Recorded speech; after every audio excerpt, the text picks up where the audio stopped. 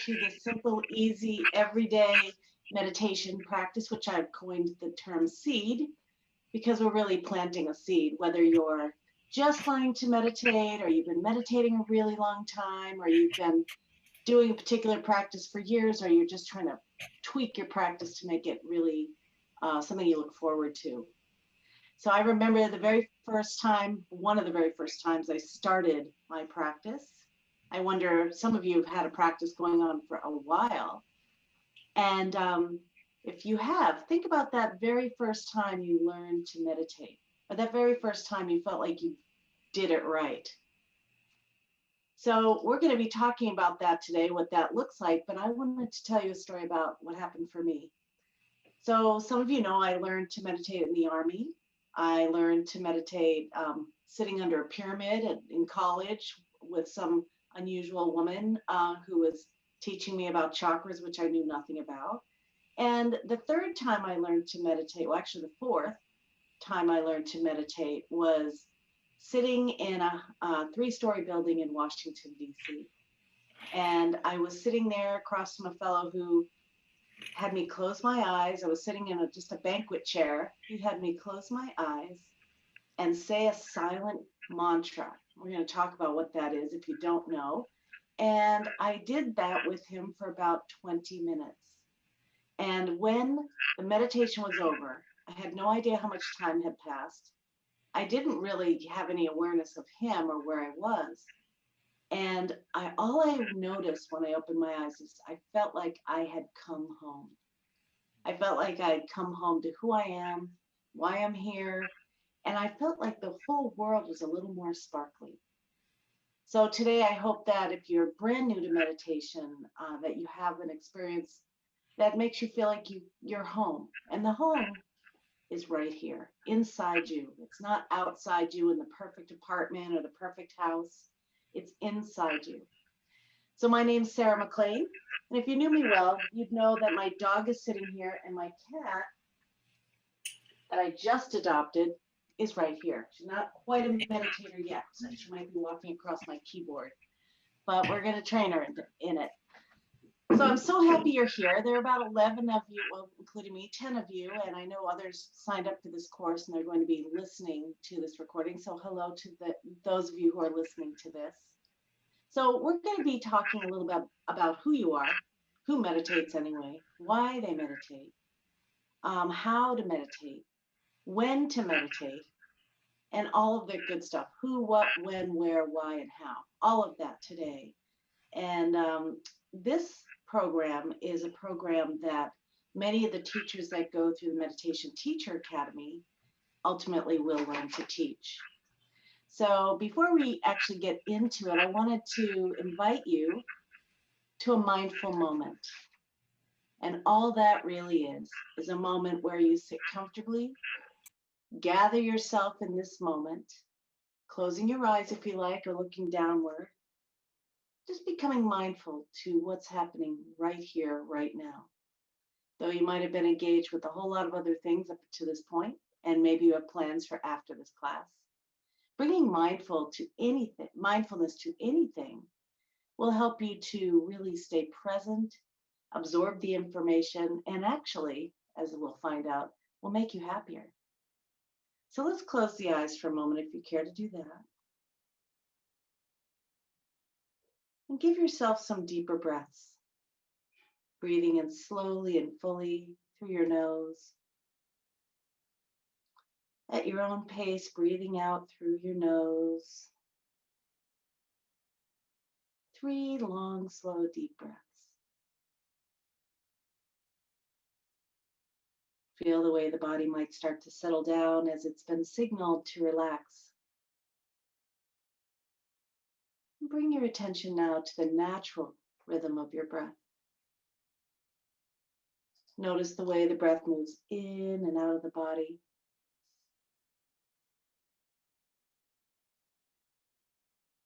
There's a saying which says, lose your mind and come to your senses.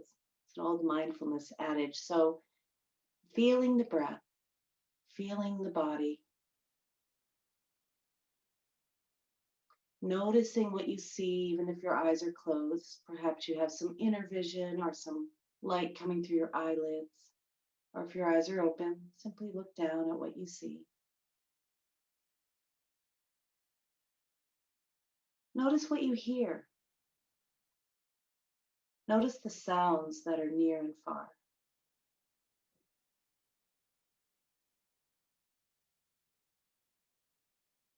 There's no need to figure out where they're coming from. Simply notice them.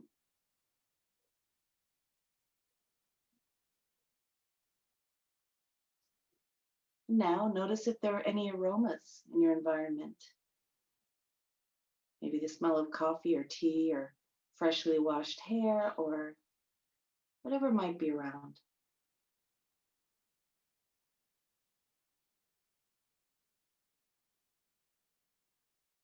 And now notice what the flavors in your mouth.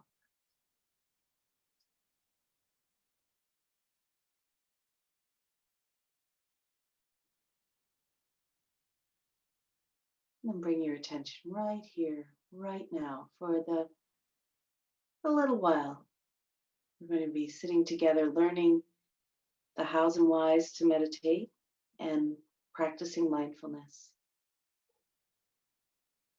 So I invite you to open your eyes once you feel like you've arrived. And I'll let a few more people in who are joining us. So thank you. We just had a mindful moment for those of you who are just joining.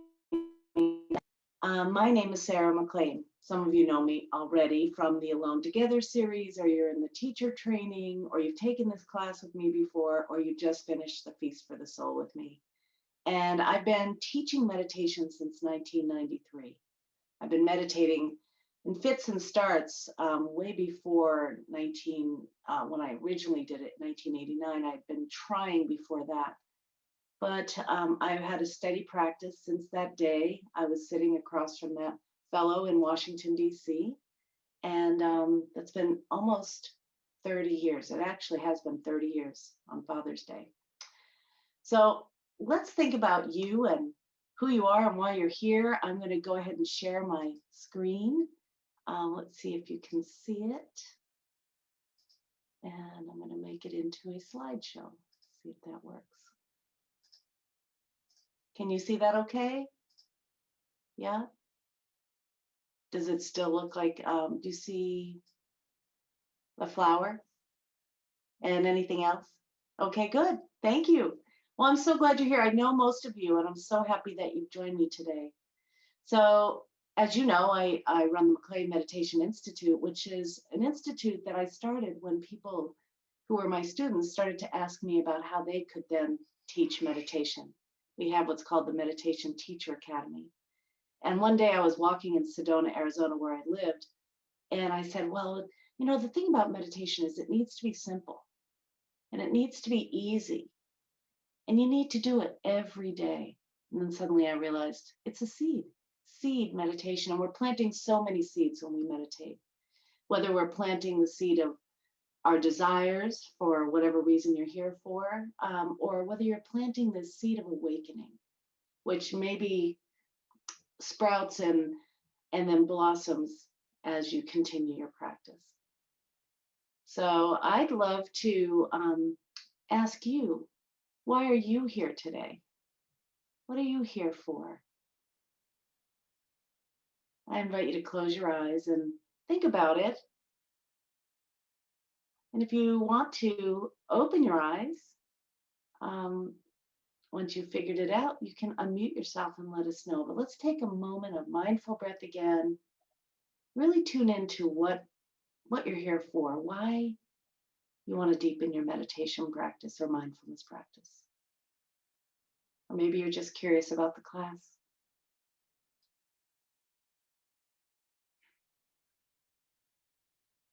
So I invite you to unmute if you care to. Let me see if you can do that.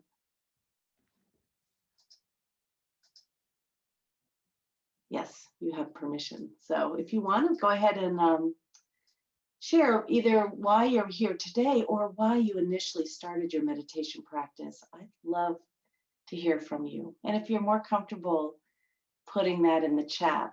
I invite you to do that.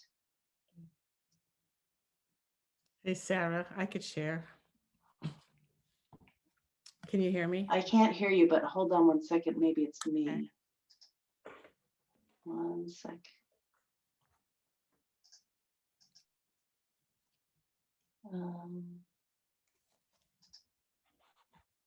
Gosh, I'm going to put in my headset.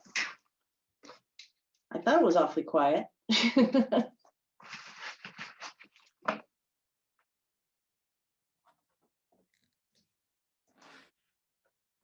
1 second here.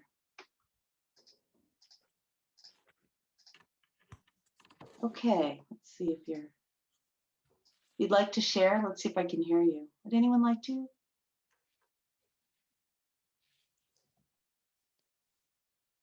Can you hear me, Sarah? Okay, Claire, let's see if I can hear you. I'm going to ask you to unmute.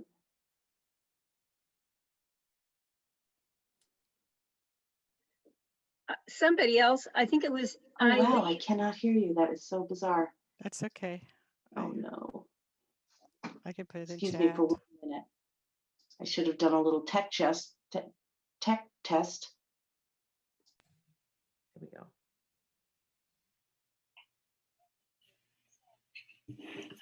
Hi, can you hear me? Yes. There we go. I can hear you. Excellent. Shall I start? So, I am Isabel Perez, and it's so lovely to see also familiar faces. I am I have an instructor of mindfulness with the best teacher in the world, which is Sarah McLean. and the reason why I am here is I became an instructor 2 years ago, and I was really following meditation. It's always been inside, at the heart of, I think, who I am. Ever since I was a child, I wanted to explore more my inner. I was brought in a Catholic environment, and I always been very much into exploring what it was inside. And it was 2 years. I met through quite very good friends. I was introduced to Sarah and to the program, and but I haven't been teaching meditation, and therefore I felt that I wanted to refresh, and I did wanted to come today to experience the first, you are here for a treat. Honestly, is the most inspiring for me. I mean, Sarah, I know you are there, but what you did, the course, and how I felt is just amazing. I'm not going to say a lot because what you have to do is to experience. But I'm here because I want to again to refresh why my meditation skills, and at the same time I am looking forward to the practice. The best way to learn is to practice, and so I am, yeah, that's me.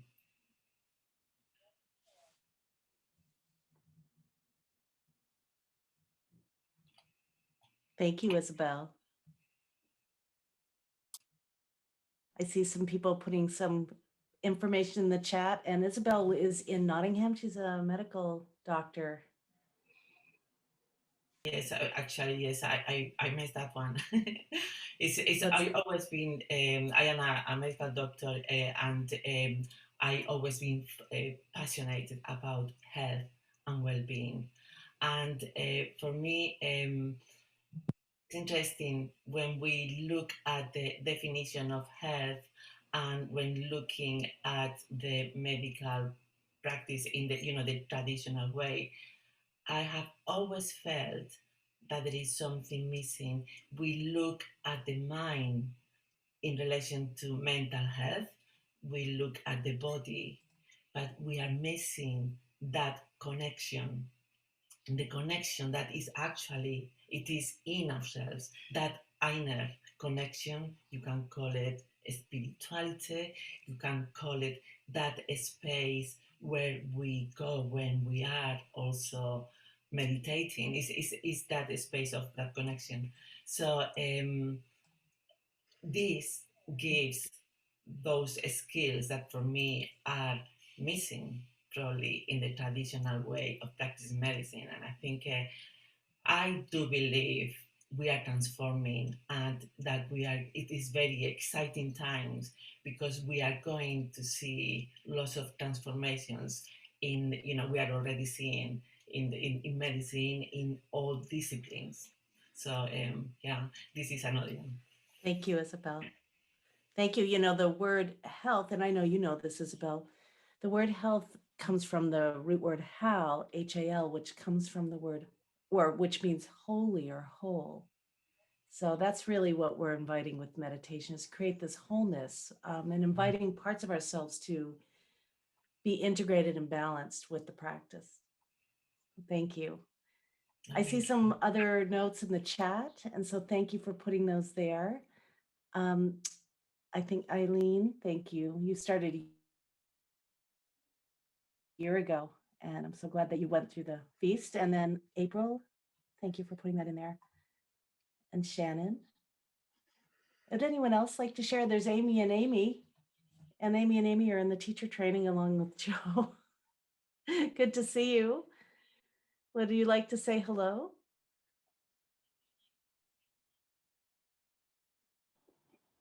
Hi. Can you hear us? Nope. I can. Oh, okay. Just the Amy's here. We're Yep. super excited.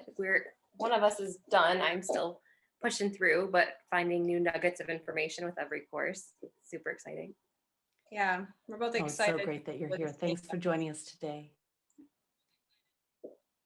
Thank you. Would anyone else care to share? I think out loud. Hear me? Yes, hi. Hi. I just put a little note in the chat room, but I first got onto meditation about 30 years ago after a grief counseling course after my dad died. Oh gosh, I don't realize how much that emotion is bringing up this much later. But just with the last year, I know how much better I feel when I am meditating as consistently as I can, but I'm not always consistent as I would like to be. And I kind of sometimes feel like there's a block there for some reason. So I really just want to deepen my knowledge and my understanding of meditation. I want to just get better, and I want to be able to utilize this I'm a yoga teacher, and try and bring it into my yoga classes to help a lot of people that are struggling with, especially this past year. Oh, Yeah. what a year it's been. Yes. Well, I'm so glad you're here, and I'm sorry about your dad. And sometimes it's, how do I say it? It's either a diagnosis or an emotional issue or a personal relationship that sometimes brings us to meditation, taking it more seriously. I call it the wake-up call, whatever it may be, whether it's grief or some other unresolved issue. I can tell you that this is a great class to be in for you, and I'm so glad you're here. And everybody's gone through so much stress this past year. I mean, it was almost a year ago that some of you know with the Alone Together, I was working with Sue and Susie. And it was a year ago they were here, and we were on a little spiritual journey going to the pilgrimage, or making a pilgrimage to some of the more popular sites that Yogananda was engaged in here in California. So we went to his lake shrine, we went to his this house in the mountains where he meditated, and we also went to where he died, which was the Biltmore. And it was the 13th of March, and they got the notice that Americans weren't allowing any more Europeans over here, and they got on a plane and left the 13th of March. And so that's when we started. The weekend after that is when we started Alone Together, and we've been on this journey. A lot of us who are on this call have been on this journey with me and Susie and Sue for almost a year now. So thanks for being here. Would anyone else care to share? Yes, Mary. Yeah, I've been doing it for 33 years for health reasons. I started the Mind Body program with Herbert Benson in Boston. And Oh, yes. oh, yeah, it saved my life. It really saved my life. And yeah, I was a widow, bringing up 3 kids, and I kept getting sick. So they sent me there, and I've been doing it ever since. And it's the only thing that's helped because I have a lot of health problems. And I just went through, it was more strict, I guess. And then I found you through another. they're actually, it's so much different now. And they're actually recommending it. And that's how I found you. And it's just been amazing. It's refreshing everything. Yeah. And it's saving my life. It's keeping me going. So thank you. I can't thank you enough. Oh, thank you, Mary. Well, I just love your accent. I grew up in Oh, I Boston. know. Yeah, we're in Boston. I noticed that. We're in Boston, you know. I grew up outside of Boston, Weston, about 20 minutes Okay. outside. Yeah, I'm from Mission Hill in Boston. So Oh, nice. I know. I seen that. It's like, oh, that's why she's so good. You know, it's a good place to be from. But for those of you who haven't heard of Herbert Benson, he was a cardiologist, or still is, at the Harvard Center for Mind Body Health. And what he did was he saw the benefits of some of the more Indian or Eastern types of practices, and he decided to bring them into the United States and make them more attractive to the Western world. And so he took some of the mantra practices of TM and he adopted them to Americans or English speakers. And he did a lot of research. And my husband ended up going to him too, because he was having heart issues. And of course, he was a cardiologist, went in, and my husband was living in an ashram at the time. And Herbert Benson said, "Do you meditate? You better sit down and meditate," and taught him how to do it. And we can learn that today too. We'll talk a little bit about what that practice is, just for those of you who are curious. Yeah, So thanks, Mary, for being here. It was 16 weeks that it went on. So yeah, it was amazing. And that's why I'm still here. Good. I'm glad your kids are probably glad too. No, actually, my kids made fun of me. Now they're doing it. That's right. Yeah, that's right. Well, definitely, I'm the weird one in my family. Was. Now I'm cool. But in the beginning, 30 years ago, when I was meditating, I was definitely the strange one. So, anyone else care to share? Okay. Well, feel free anytime to put your questions in the chat. I'm going to take my headset off for right now. But if you have any questions along the bottom, I believe you can put your hand up, or if you just want to put your hand up, I will put my headset back on and ask you to talk, because right now I can hear myself echo, so that's not going to work for me for the whole time. Would anyone else like to share before I take this off? Well, I was just going to say something. Yes, hey, Rebecca. Hi, and once again, I have a concussion, so I'm going to come in and off the screen because it seems weird not to look at you guys on the screen. But I am in Tahoe, and I kind of realized through this that even when I was young, I was doing meditation, and I guess I was reading Lao Tzu when I was a little teenager or something, and I hadn't really thought about that for a while. But I would say I haven't any real steady meditation except starting with the Feast for the Soul, and it's been pretty powerful. So I really want to learn how to do it on my own, because in the group, I'm sure it can be powerful on my own, and maybe you feel calling to lead meditation, or I'm not sure something, but use the meditation for some world good or something. So that. When did you get your concussion, if you don't mind sharing that?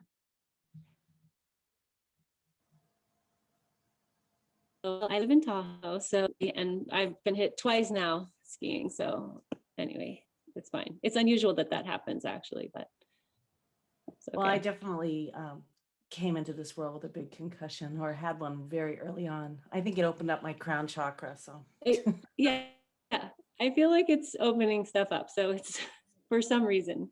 Yeah.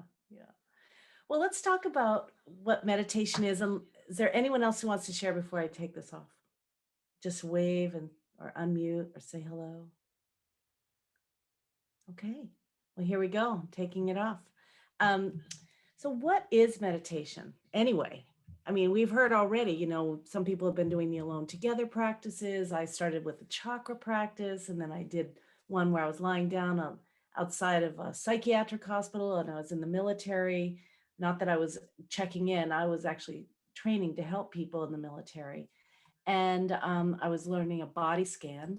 Also, I learned one where I was in the Zen Buddhist center, and I just sat there paying attention to my breath for a half an hour at least, if not longer. And I didn't know what else to do. And I used to pretend to meditate. Are all of those meditations? Maybe. Well, let's talk about what meditation is. I'm going to try to share my screen again, and hopefully you can see it. I'm a techie over here. Let's see if this works. Slideshow. Can you see that okay? Yeah. And you don't have to look at that. You can just make your screen. You can adjust your screen by up in the right-hand corner. They've got these little grid lines. You can look at everyone and make that much bigger, or you can just look at the slides, whatever feels good to you. So what is meditation, or what isn't it? Let's go with meditation first. Meditation refers to two things. It refers to the various practices that we just talked about, and there are so many more that are either ancient or modern, that settle the nervous system and help you to become much more self-aware. Also, it helps to create that neuroplasticity, that training of the brain. But it also refers to a state of awareness, a state of consciousness, which is different than sleeping. Oh, there's a little dash there, sleeping or being awake or dreaming or even relaxing. Meditation is its own state of consciousness where you're aware and alert, but very relaxed. It's different than sleep, and we'll talk about why. It's different than being awake, even though you are still technically awake. And it's different than dreaming, although sometimes it feels like a dream state. So the term meditation refers to the two things, the state and the practice. But what it isn't, and I know I had some misconceptions about meditation, and maybe you did too. It's not about controlling your mind. It is about paying attention, but it's not about limiting your ability to think in one way, shape, or form. Thoughts are still going to be fine in here, but it's not about trying to clear it. Like magically, when you sit down to meditate, you clear it. That doesn't happen. It's not about religion either, even though if you have a religious belief or a particular prayer practice, it goes hand in hand with that. You don't have to become Hindu or Buddhist. You don't have to go to an ashram or a monastery. You simply can do it with whatever belief system you currently have. And you can even do it if you don't think meditation works. It's not to hypnotize yourself, though I know that some people who do self-hypnosis say it's very similar. And the similarities really are about when you're doing self-hypnosis, you're kind of paying attention to your mental activity. You're observing that. In the practice of meditation, we're not going to be observing mental activity. There are some meditations where you will, and there's not an end game with the meditation. Even though you have a particular desire, it's not that the end game of that meditation is going to be that the desire is made manifest instantly. You're not trying to stop smoking necessarily with one session or eat differently. It's about really recreating that wholeness, as Isabel was talking about. And even though meditation will make you feel better and does help you to sort of transcend your issues, it's probably not a great way. It's not a great thing to do with meditation. Although I do find, I used to work at a treatment center, people who tend to like to check out anyway really like meditation. And ultimately, they find it helps them to check in. But initially, that checking out is fairly attractive to them. But you do ultimately bring everything to light. That's what enlightenment really is. And it's not only for some of us. It's for everybody. Unless you have a serious cognitive disorder, you can meditate. You have everything you need to do it. And it's not magic, even though I think some of us on this call might say it is magical. So what else? Here are some of the misconceptions, and maybe you've had a few. Like I can't do it. I have to work really hard at it. If I meditate, the devil will find me. I have to wear different clothing. I have to be happy all the time. That was my misconception. I had to be spiritual now that I meditated. And that caused a lot of disintegration because I didn't allow myself first off to feel what I was feeling and experience my emotions and say what I meant. I thought I had to put on some sort of spiritual gloss that really created some problems initially. And so if you're somebody who believes you have to be happy all the time because you're either a meditator or a meditation teacher, give yourself a break and be exactly who you are instead of trying to be someone that you're not. But which one would you say, if you have any, or if you had a different misconception, what might it be? Would anyone like to put that in the chat? Okay. And what about mindfulness? Is it the same thing? Is meditation the same as mindfulness? Is mindfulness the same as meditation? Well, another Bostonian, John Kabat-Zinn, who went to the University of or works at the University of Massachusetts, my alma mater, said mindfulness is paying attention in a particular way. It is a way of paying attention on purpose, in the moment, and without judgment. On purpose, in the moment, and without judgment. So what does that really mean? Paying attention in a particular way is a great way to start a meditation, but hopefully you're going to practice mindfulness anytime. So not every meditation is going to be mindful in terms of being in the moment. You might do a future self meditation, as Joe Dispenza just did the other day, or you might do a past life regression meditation. So that's not necessarily keeping your attention right here, right now, processing what's going on. And you might even imagine that you're time traveling or space traveling in a meditation, a visualization where you're walking up a mountainside. So mindfulness is a way of paying attention, right? Being right here, right now. And it's a great way to get started with a meditation. It's also a great way to finish a meditation. And there are some meditations which are mindful. They're mindfulness meditations. And we're going to learn some of those today. But not every meditation is mindful. A mantra meditation, for instance, a chakra practice, it could be. But there are practices that are not necessarily considered mindfulness practices. So we'll learn them and talk about that today. We did the 5 sense mindfulness practice earlier, where we sat in the mindful moment and we checked in to our senses.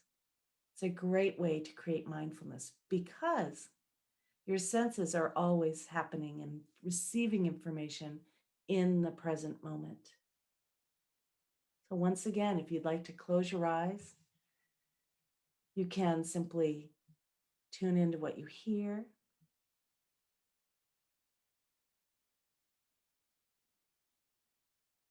Perhaps what you feel emotionally and physically.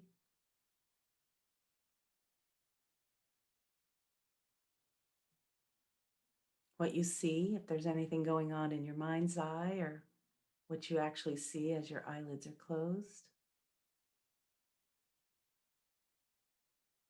What you taste. And what you smell. When the mind is traveling into the future or the past, you can bring yourself home and be mindful by this practice. So you can open your eyes if you like, or you can sit with your eyes closed. Either way is good. It brings you right here. See, we all have an affinity for a particular time that we like to focus on, whether it's you're a big planner or whether you're focusing on the way things used to be way back when, or whether you're really involved in other people's business and you leave yourself So it's mindfulness is about bringing your attention home to this moment right here, right now. So here we are. A lot of people meditate for a variety of reasons. And I think, Mary, you mentioned, activating the healing response and preventing disease. Other people are finding themselves so distracted they cannot keep their attention on one thing at all. Other people are having trouble sleeping, and other people, like I did, have constant anxiety, social anxiety, just generally free-flowing anxiety, and I would never be able to speak in public. Some people have some seriously difficult emotions after trauma or tragedy. Other people want to look better.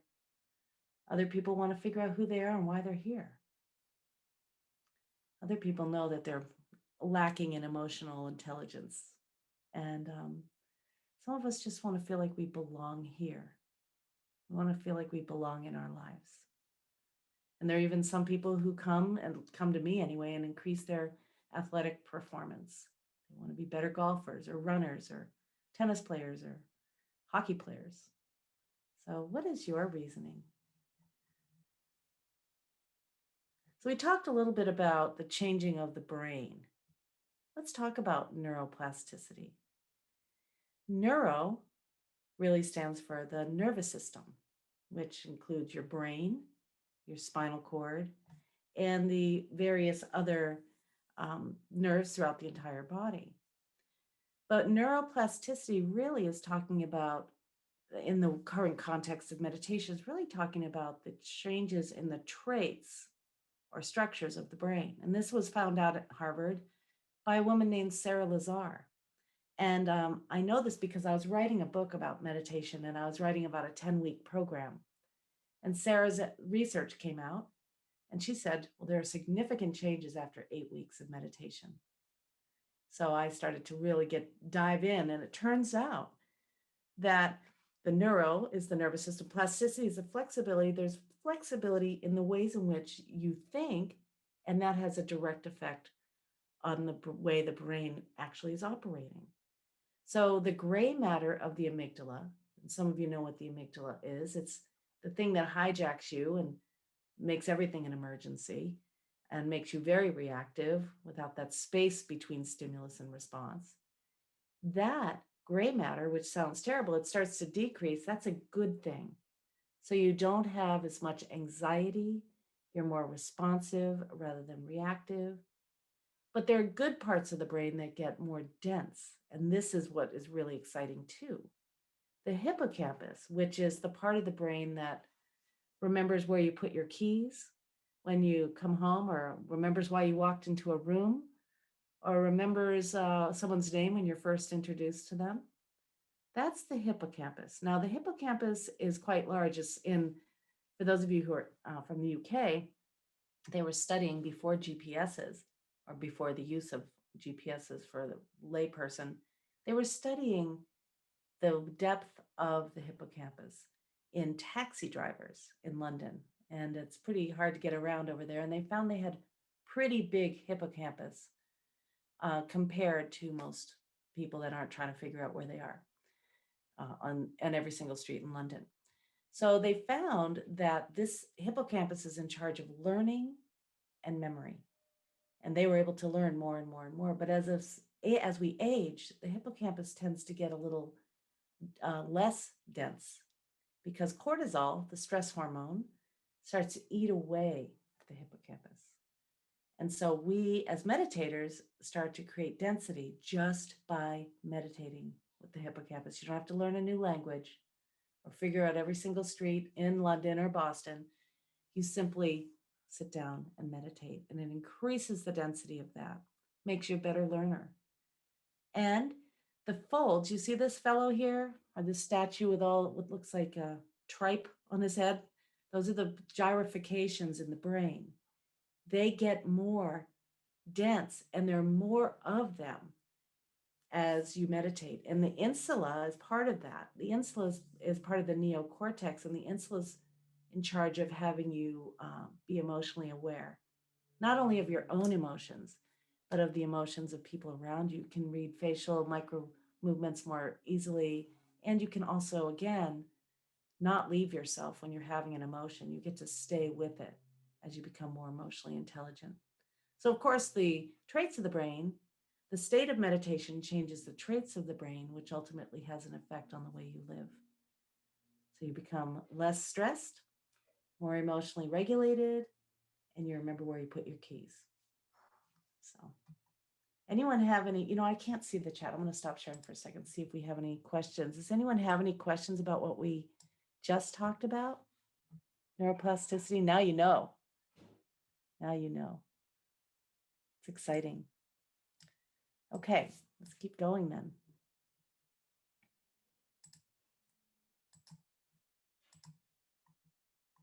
So here are some of the benefits mentally that you can experience by meditating on a regular basis. Some of them are due to this neuroplasticity, and some of them are just simply due to you widening your awareness. One of the ones I love is that it increases your creativity, your creative thinking, helps you become aware of sort of that aha moment when you solve a problem. It also helps you to be aware of when you have the same thoughts over and over and over again and they don't serve you. And you become a little bit more aware of the activity of the mind. And that is really helpful because then you can start to question it or change your focus. And it helps to reduce that negative self-talk and maintain a wider perspective. How about these? The emotional benefits that do change based on the hippocampus. And based on the insula. You get more enthusiastic and creative, as I said. And I love that you can become a little more aware of how you feel and make the right choices based on that. But take a look at some of these and which ones do you want? Which ones do you want? All of them.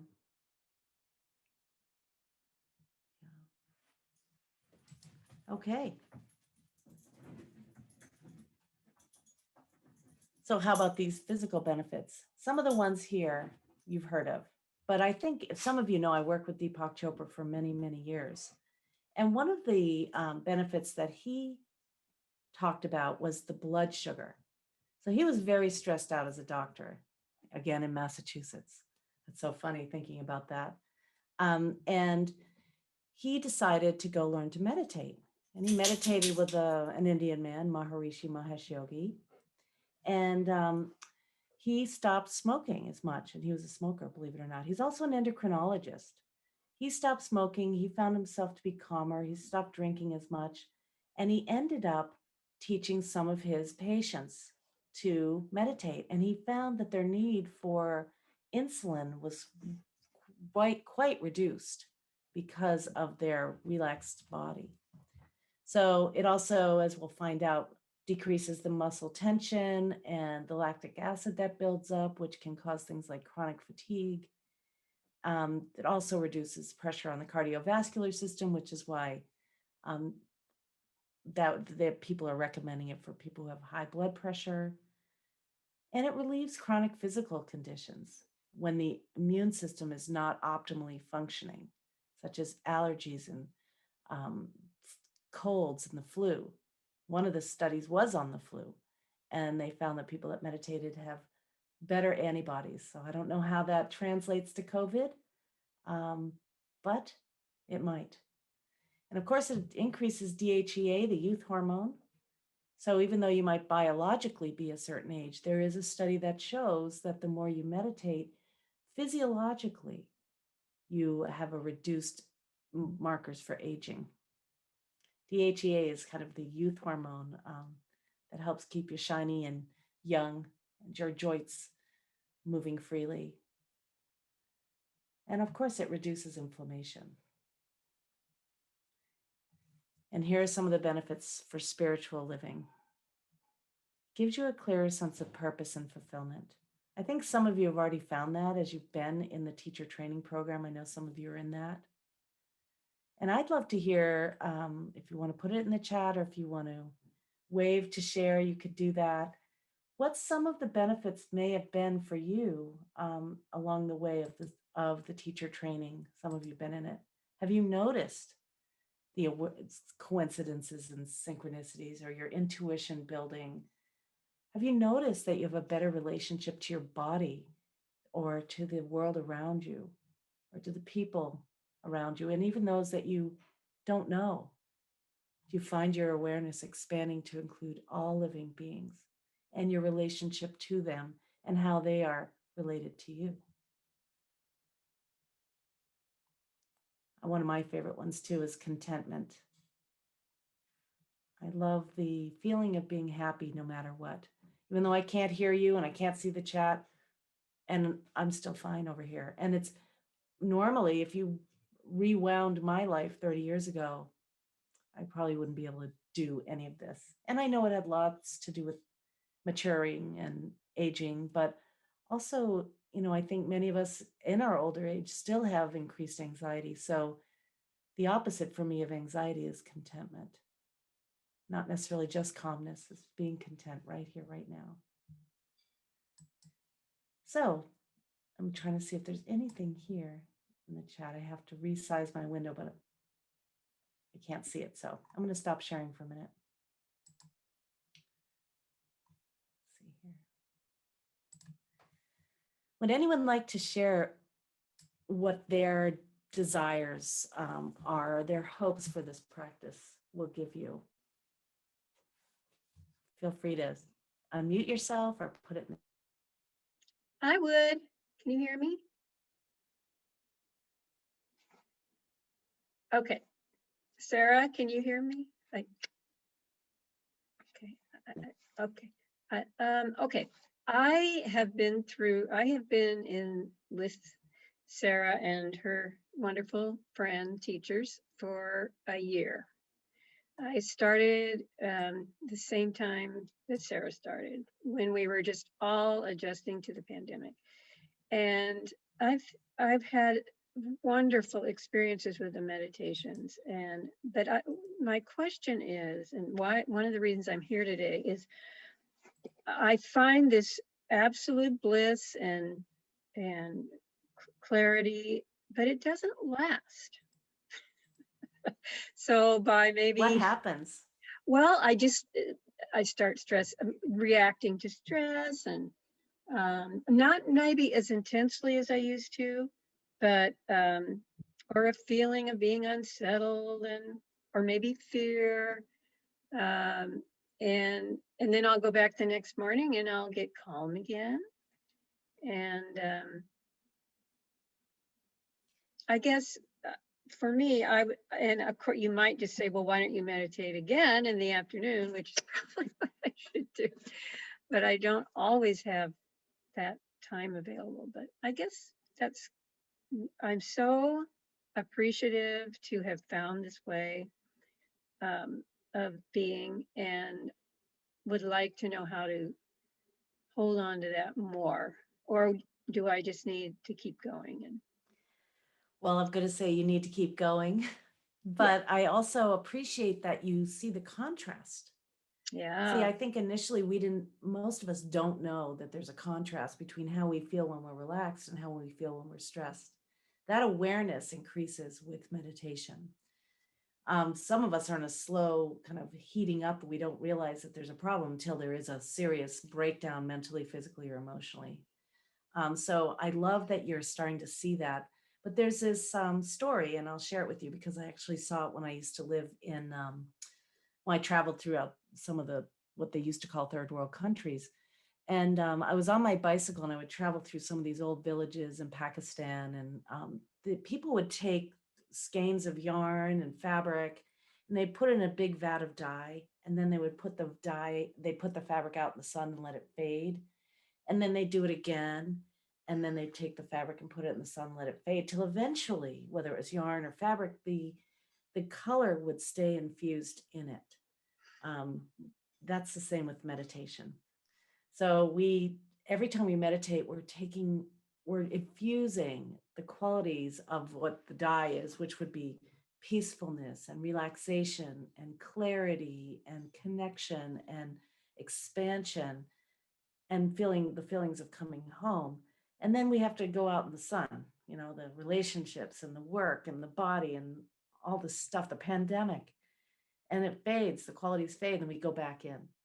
So, that's really what people would equate this with is, you can't always be, let's put it this way. That's the fullness of life, the full spectrum of emotions. And that's what I was talking about earlier with the spiritual bypass is that sometimes, you don't want to feel some things like anxious or stressed, but no one gets out of here without that. No one gets out of here without being angry or sad or stressed or grieving. That's just part of all of life. But what we learn to do is we learn to recover. It's this resilience is really cultivated. And that's really why we do that. Now, yes, I would recommend you meditate twice a day, especially if you don't have anything else much going on. If you're not at work or if you're not having to raise children and homeschool them, this is a great time to turn this whole time, for at least for the next few months, into a real immersion into your spirituality. And so we'll talk about the best times to meditate. But yes, I would recommend that for sure. And again, the contrast is key. I know that's true for me, as the contrast has been really important. And I applaud you for seeing it. And now the thing is, when you notice the contrast, do not beat yourself up. There's no point in doing that. So when you notice it, you can just go, oh, there it is again. There's the anxiety. There's the frustration. There's the stress. So you're not somehow adding insult to injury. In the Buddhist tradition, they talk about the two darts of suffering. There's the suffering, I can't go into a grocery store without my mask, and I can't talk to people as easily as I used to or travel. There's that suffering. But the insult, or that's pain, I should say. The insult is the suffering where you beat yourself up about it, or you make a judgment about it, or you somehow are hard on others or something. So pain is pain, and we want to be able to be present to that, whether it's being stressed or whatever. But I don't think we need to add the insult, that second dart of judgment or self-judgment or judgment of others. So I think all of us have pain, even the Dalai Lama, even the most enlightened people. They also know it's transitory, just like the weather pattern, just like every emotion. It comes, has its life, and then leaves. Right? Anyone else want to share? Right, Shannon's saying she doesn't have a special experience when she meditates. Yeah, you don't have to have a special experience. As a matter of fact, this is part of our talk today, but the experiences you have in meditation can vary from being bored, restless, unhappy, stressed, physical pain, having tons of thoughts, some emotions, and sometimes it's like nirvana. And it doesn't matter because it works no matter what the pain or the experience is in there. I mean, I lived for 2 years in a Zen Buddhist monastery, and every meditation was different, depending on what I ate, what I was dealing with, who was around me, the time of day, my body, and how I slept. And, every meditation was different, and they all served to create a stable presence, which is really what we're looking for, is a stable presence that is resilient. So even if you get thrown off by an argument or a physical thing, you can come right back to being right here. Would anyone else like to share? Hi. Yes. For me, it's been. I mean, I've been a regular meditator now since 2013. But actually, hearing Claire, it was, in fact, I could see myself in that framework, saying, "Oh, in being aware of the times when I was really reacting, not responding. I've been, quite anxious. And in fact, thinking, oh, why is happening to me? In fact, I was feeling even guilty that, I knew how to meditate and still feeling anxious or, being in a place where I didn't want to be. Now, what it has given me is that awareness. And, I was thinking exactly what Sarah was saying to Claire. The beauty of the meditation is not about being there in that place all the time. And in fact, the way I see it is a relation you witness, and more I realize of the times when I feel anxious, when I am saying, okay, this is not working, but I am aware that that is happening. And suddenly that anxiety goes. So you feel much calmer. And in fact, we will learn today that, we need to be kind to ourselves. Yeah. And in those moments, we say, you know what? Yes, I am human. I am here to learn. This is a practice. Brilliant. I got this opportunity. And how beautiful that I'm able to witness this. And in fact, it brings as well that connection to everyone, because what we are very scared is of failing. We are not perfect. Oh, it's happening to me. We realize that we are all the same. We got our anxieties, our fears, and that is what it makes us human, to be aware and to be together on, helping each other as well. So it's Claire, I totally understand where you're coming from. And I'm saying, the moment you were saying that, I was saying, actually, you are being aware, and that is amazing. And Yeah. just be kind, be proud, because actually that's a huge step, and it gets better all the time. And the amount of synchronicities, I used to say, oh, this is coincidence, oh, how lucky. I don't say it anymore. I smile and I say, oh, great, again, this is happening again, how wonderful. So, Isabel, we're gonna get to all of that in just a second. It's my next slide, actually. So let me share it. And nothing changes without awareness. Nothing changes without awareness. So this is what happens, and I think you're talking about this, Isabel and Claire, is that you increases awareness of how you feel, what you pay attention to in your inner landscape. So everything is a little more amplified, right? And that's, like you say, whether it's your synchronicities or whether it's how you're feeling, and it also helps you to make better choices. And I worked for a woman named Byron Katie. Some of you have heard of her. She was doing the work of Byron Katie, and she would say, 1 minute you're enlightened, and 1 minute you're not. 1 minute you're enlightened, and 1 minute you're not. And she would always say that because even though she's had all kinds of enlightenment experiences, she would just go, it's never always the same thing. And you don't always just want to be happy all the time, even though it sounds like a good idea. I think that, you need the whole spectrum of emotions. And that's what, the term loosely enlightenment really is lighting up everything and not just being on one track. So what if it's a good thing? What if it's a good thing, Claire, that you're becoming aware of it? Yeah. So this helps to create more harmony in your relationships because you get to see your patterns. I know I do. Whether your patterns are complaining or putting everything into the negative or pointing out people's problems, and also helps you to be feeling at home wherever you are. That for me is one of the best benefits. Right? Let's see what else we have here. I like this one. Okay. So some of us got to meet each other here in the chat, or some of you introduced yourself. But I'm going to ask you to ask yourself, and you've done this if you've been on my Alone Together programs sometimes, or the feast, who are you really? And I invite you to close your eyes for a moment and ask that question.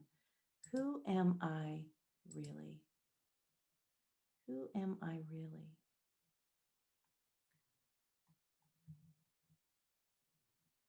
Susie had us do a meditation where we walked into a cave and we left at the door all of our roles and relationships, our responsibilities, our to-do lists, all of our stuff, our numbers and our letters, our self-image at the door.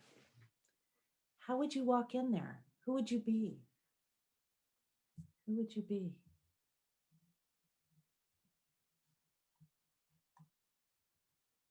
Turn your attention to that presence that's even asking that question of yourself.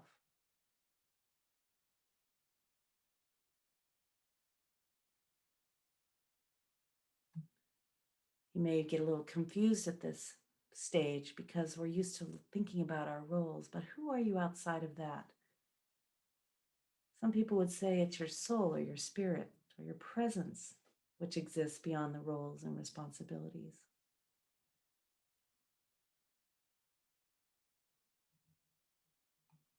Who are you really? What is that unencumbered one? And what are the qualities of this aspect of you?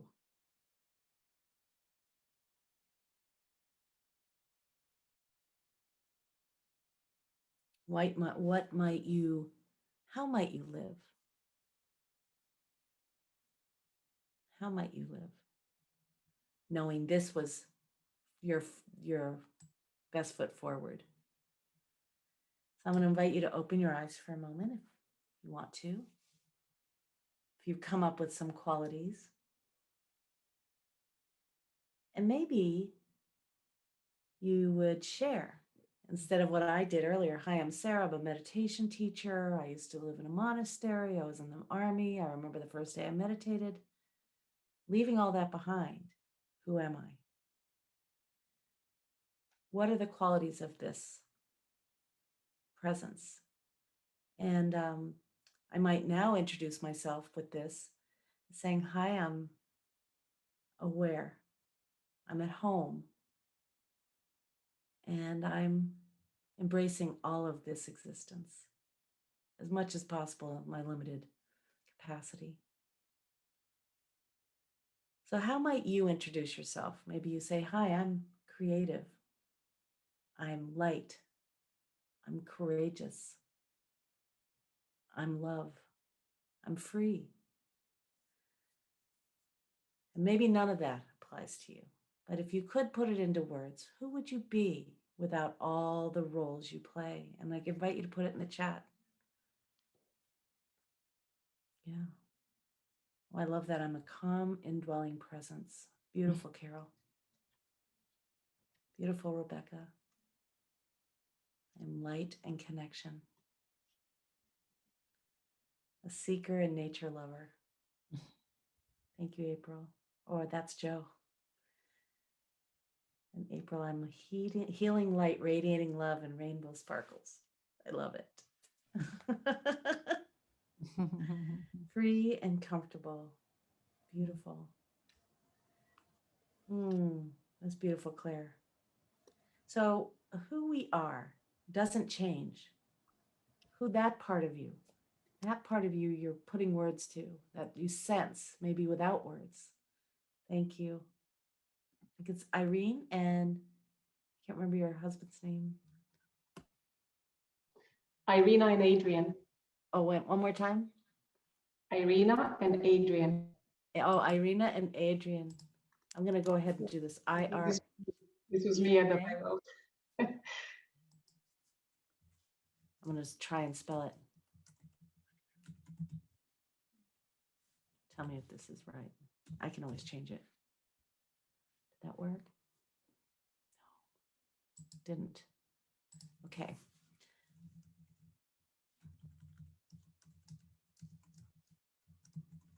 Anyone else want to share?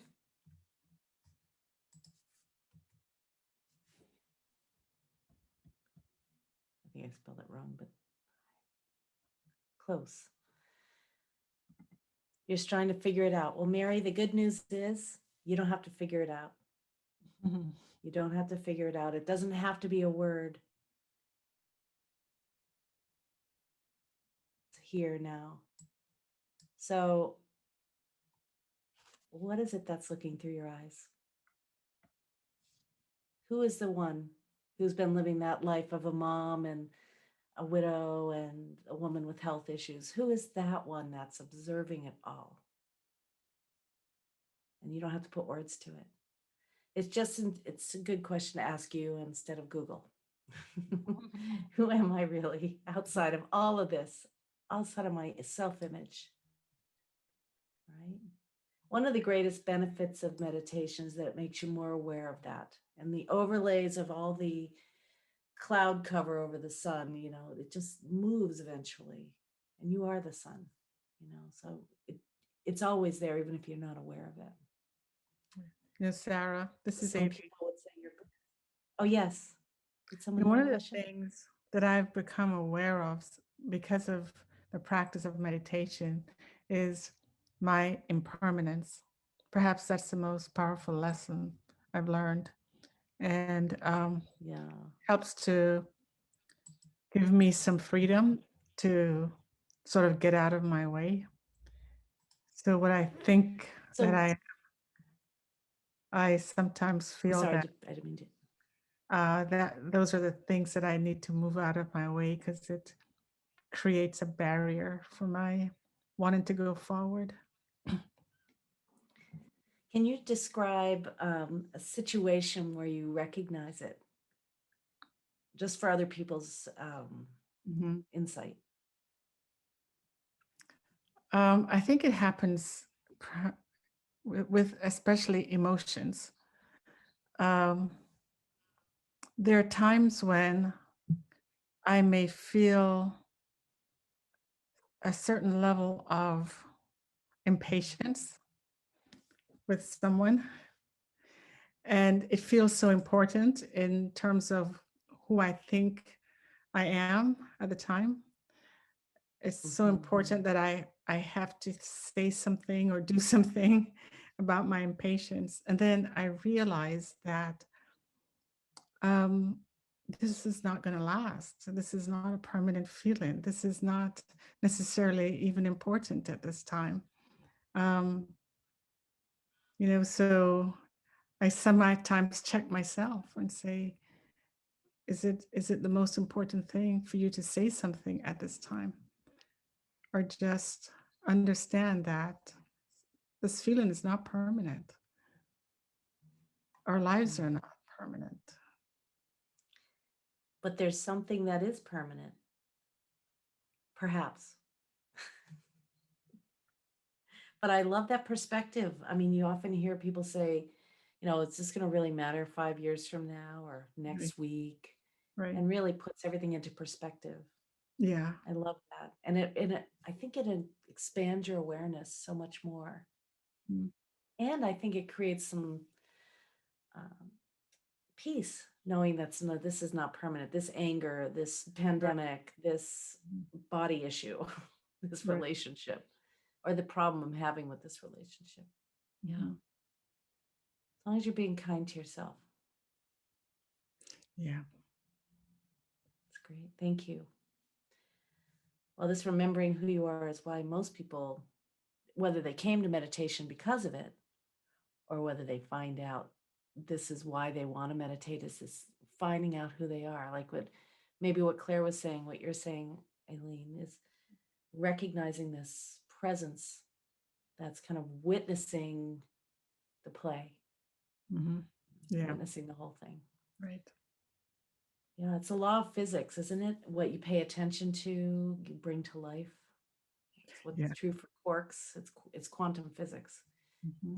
About that, but I think you get to decide what you're going to pay attention to. And so meditation sort of helps to, I'm going to take this off because I keep hearing myself.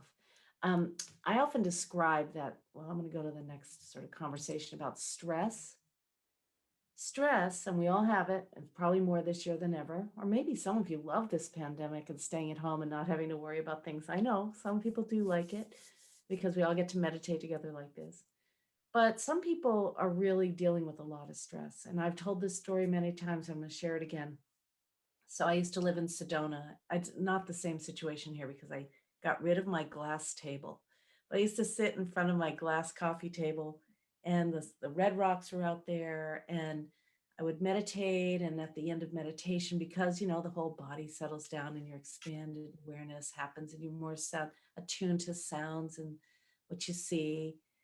And as my body was settling down, I'm opening my eyes at the end of the meditation. I could see the sun was coming up over the red rocks and the dust was kind of moving its way through the air like this. And we were near where the pink Jeeps toured, so they kicked up a lot of dust. And somehow it was in my house. And it would all kind of land, not all of it, but a lot of it landed on my glass table. But I started to think about this in relationship to stress on our nervous systems. At first, you don't know where the stress is even coming from, or even if it's having an effect on you. Sometimes it's really clear, I lost this person, or I had to move, or I've got to deal with this illness. But oftentimes stress can just be because you're living and you're alive and you don't get what you want, or you couldn't find a parking space, or you're having some financial issues or relationship issues. So stress accumulates and it lands sort of imperceptibly. But at a certain point in time, you can see the dust on the table, right? You have the effects of the stress on the nervous system. And this can start to create, it sort of masks your wholeness. It masks your ability to think clearly, or it masks your ability to see the world clearly or yourself clearly. And it masks your ability to operate optimally, whether it's your immune system or your emotions.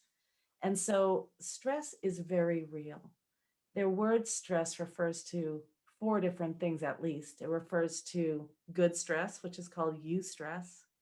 It refers to the stress response that the amygdala is basically in charge of, that hijacks your peacefulness and or can save your life.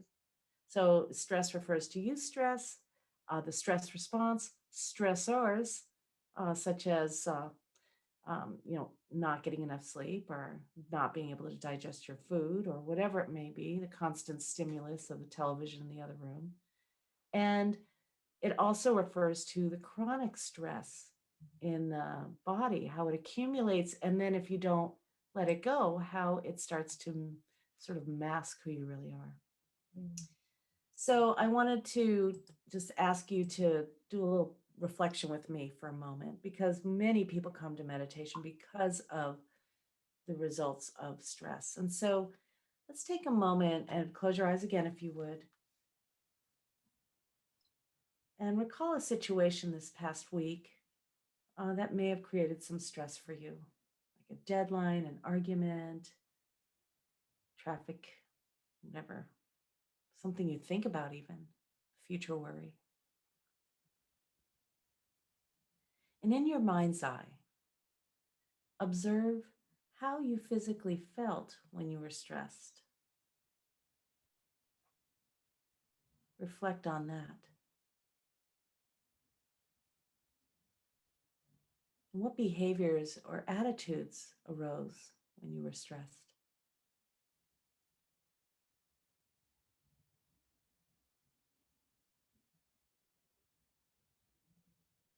And how did you treat yourself during the stress? Or how did you treat others? How did you behave towards someone else?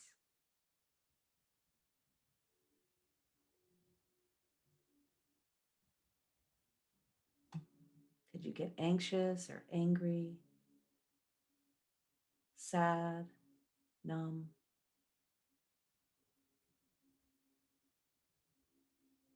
And then how did you recover? Did you take any action to release the stress, or just wait for it to go away?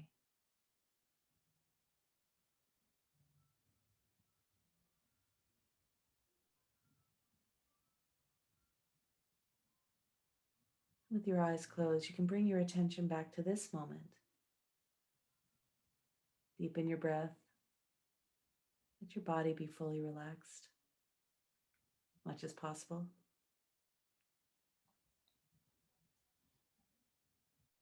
And now notice how you feel towards yourself right now.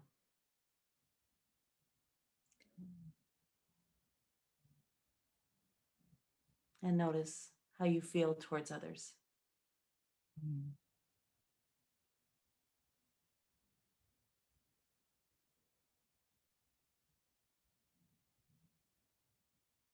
And then you can open your eyes.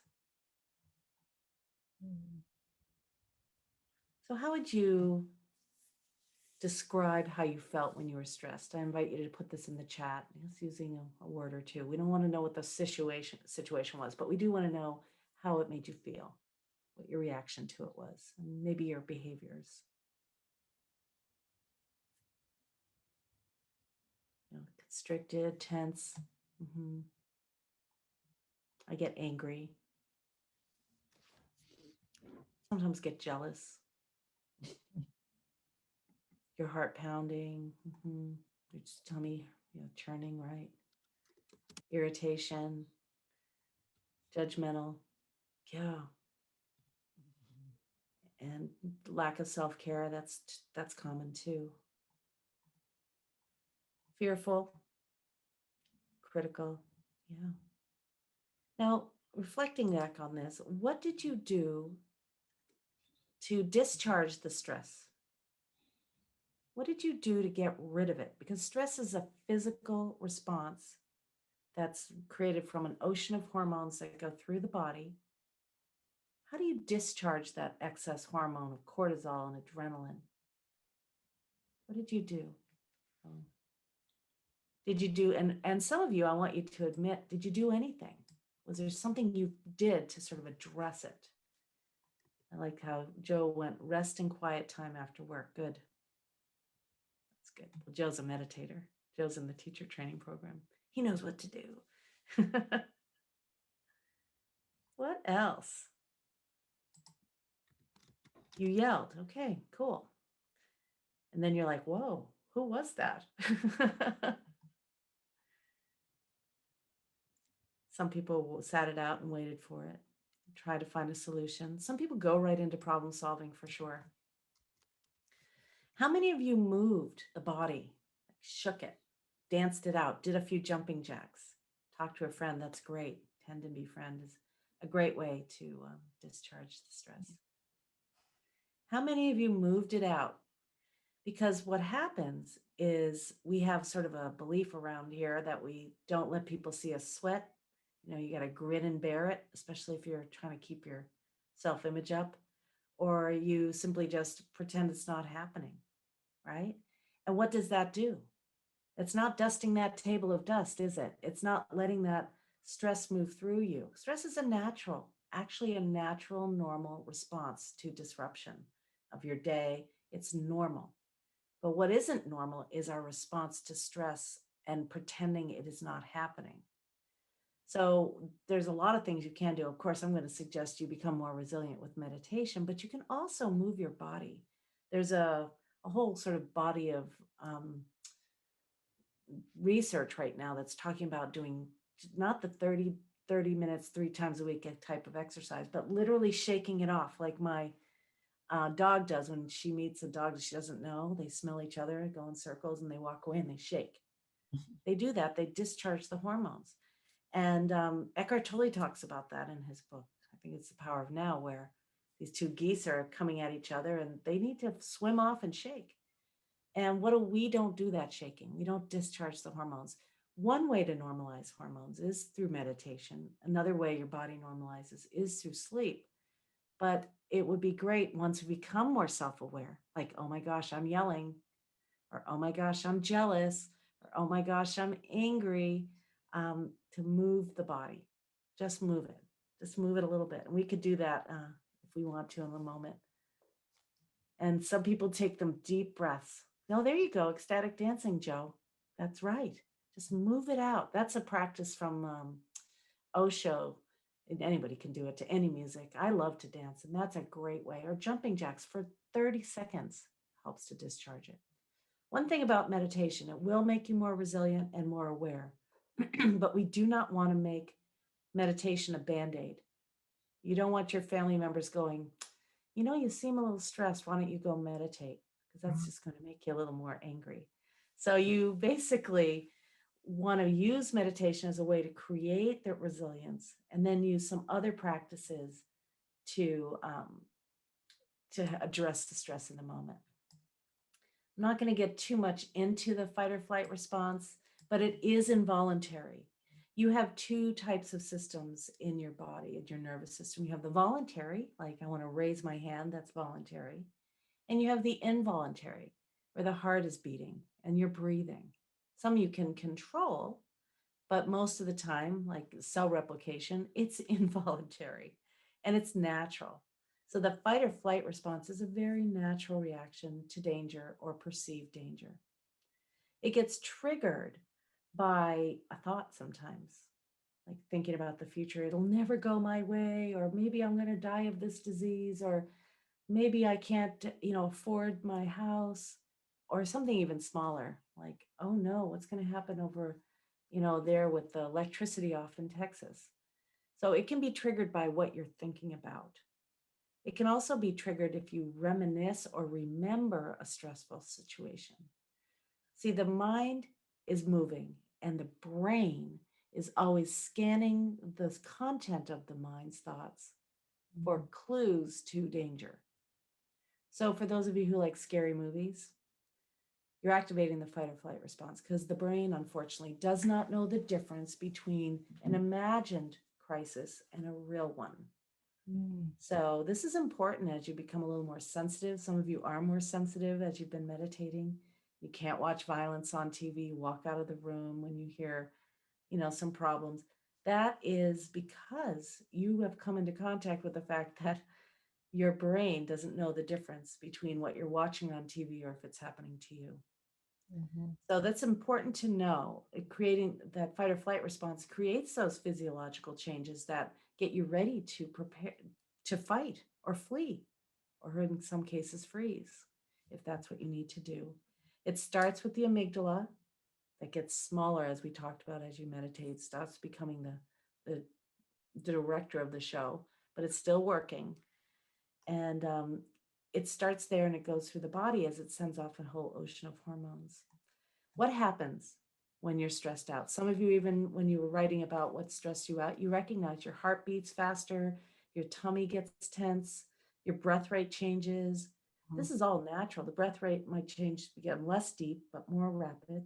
The senses become sharper because you're like, I'm going to be ready for this, whether it's somebody cutting you off in traffic or someone saying something you don't like. But also what's happening that you may not be aware of is the whole hormonal system is changing in your blood sugars and in your platelets are changing. So that's why when Deepak Chopra was an endocrinologist working with some of the people who needed insulin, they needed less insulin when they were relaxed. When you are stressed, the body stops producing insulin and starts producing glucagon, which helps to uptake sugar into your muscle so you can fight or flee. So when you're relaxed, the need for insulin is less because you've got it and you're making it on your own. So there's so many things that are going on with the fight or flight response. The platelets get really sticky so you don't bleed to death. But you're maybe sitting in your car in traffic or having an argument with your child or your friend or just a random stranger on TV and you're yelling at it, your platelets start thickening up so you don't bleed to death. And all that's happening is you're, having a stressful moment that doesn't require the platelets to get thicker. Now, here's the thing that happens though. It becomes such the norm that some of us don't even have it. It doesn't even turn off. We don't have a balance between stress and relaxation. And then because we don't shake it off, it can lead to chronic diseases such as high blood pressure, cardiovascular issues, strokes because of the platelets getting so thick, circulation issues because the blood is shunted away from your stomach and your sex organs into your hearts and lungs and into your extremities. That's why the blood pressure goes off high so it can shoot it out there. Start to sweat. All kinds of things start to happen. You have digestive issues. You can end up with elimination issues and fertility issues because of this overactivation of the fight or flight response. So I don't know if anyone has any comments about that, but if you do, please wave or put them in the chat and or questions about it.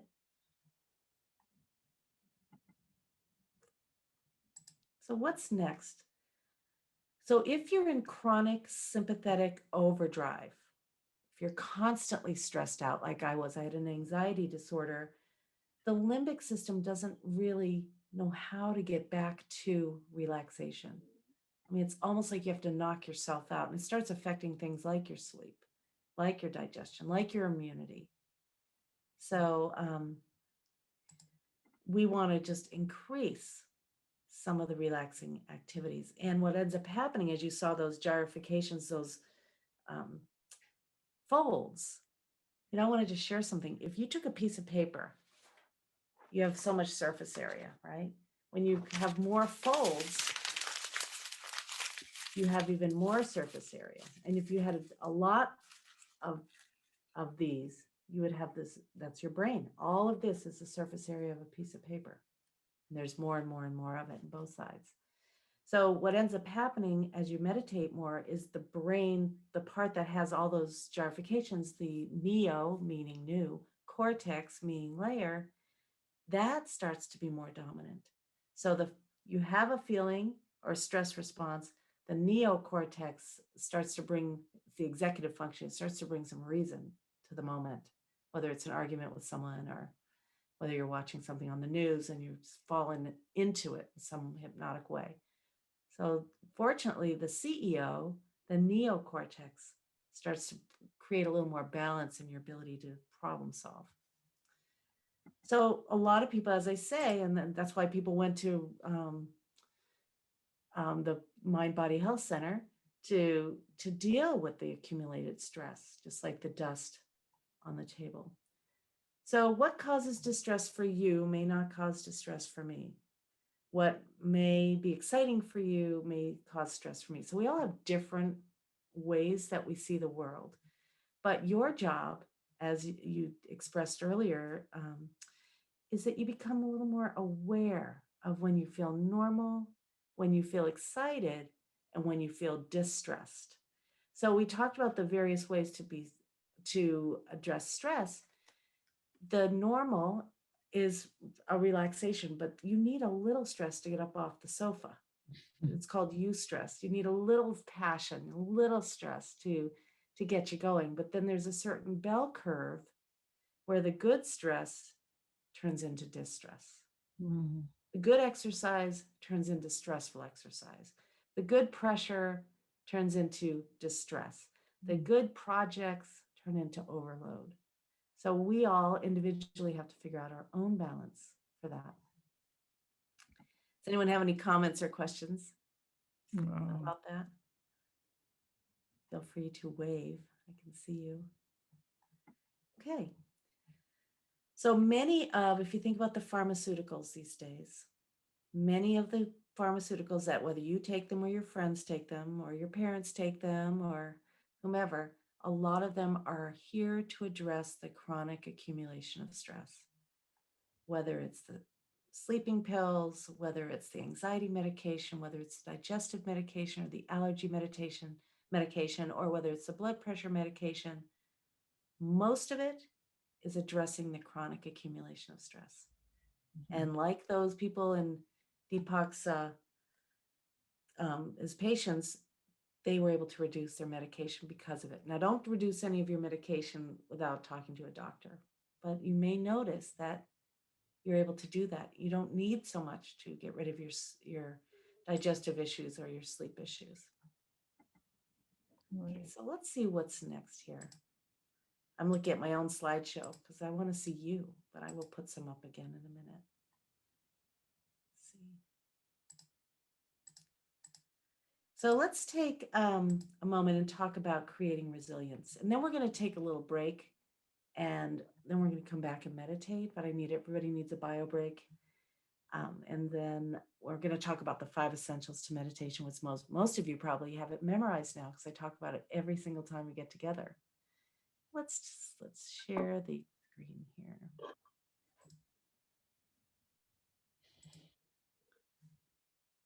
Right. Let's do our slideshow. Mm-hmm. So how do you create resilience? How do you activate the parasympathetic response, which is the response that is the opposite of the sympathetic response, which is the stress response? The parasympathetic is what when you're feeling relaxed, maybe right now even. Here are some ways to activate this on purpose. There's a lot of conversation about one specific way to activate the parasympathetic response. It's through the vagus nerve. The vagus nerve is the longest nerve in your body. It goes through your whole body, and it is what regulates the rest response in the body. So breathing deeply, it activates the vagus nerve. Spending time with people that you enjoy and laughing activates the vagus nerve. Singing activates the vagus nerve. Yoga, dancing, exercise activates the vagus nerve. Taking long, slow, deep breaths, they activate the vagus nerve. So let's take some long, slow, deep breaths, shall we? You can do this with your eyes open or closed, but we're ideally going to be breathing through the nose because, let me show you something. If you were, let's say someone's about to cut you off in traffic and you think your car is going to get hit or you're going to get hit, all of a sudden you might go, and then you hold your breath.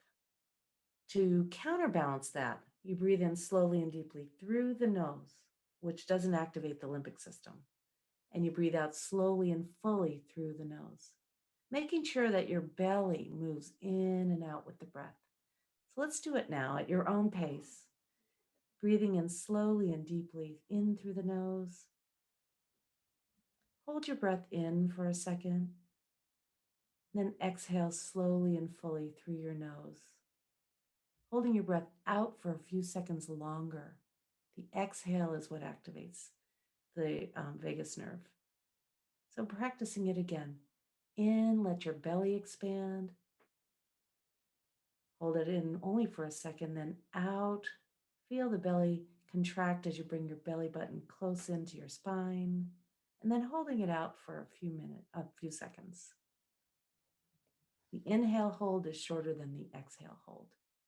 So let's do this again for another minute or so. I'll keep track of the time.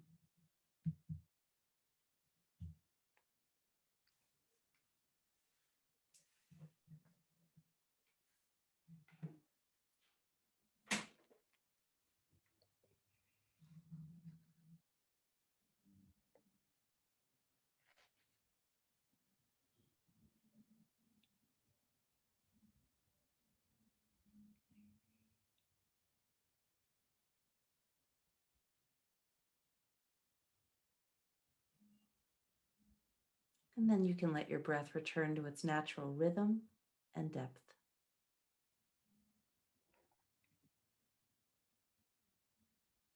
Here are some other ways to get off the grind, really, and be a little less stressed. By the way, if you want to share how that made you feel free to put that in the chat. Here are some other activities that you may find inspiring and uplifting, not necessarily activating the vagus nerve, but to give you a little more weight on the relaxation side of the scale. These days, writing and journaling has been very helpful. I like to cook. I like to go out and be with my roses, be out in nature. How about you? Is there anything that you do that isn't on this particular list?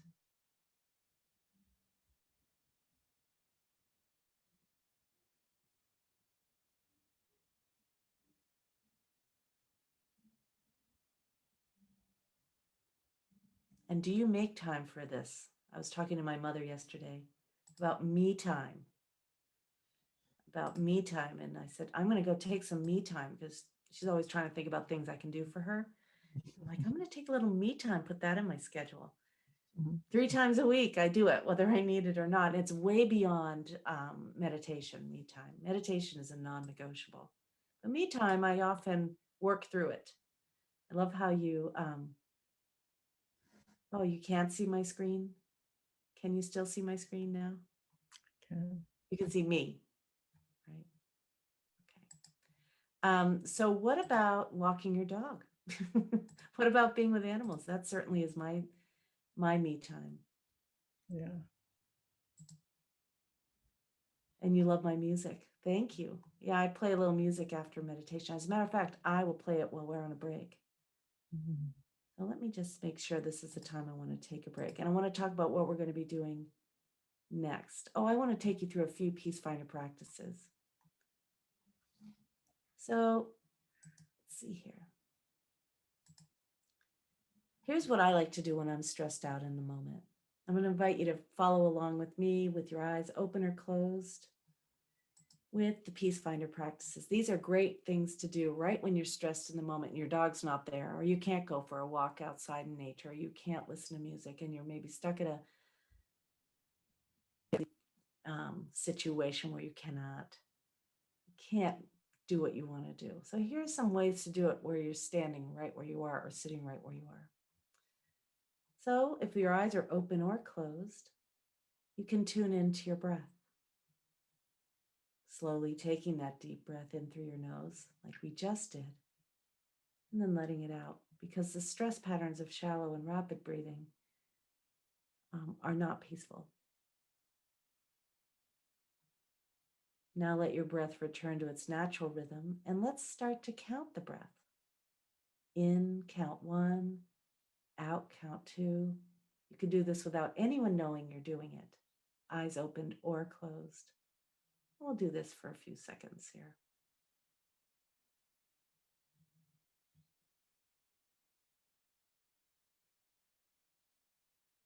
Anytime you notice you're not counting, you can just bring your attention back to the breath.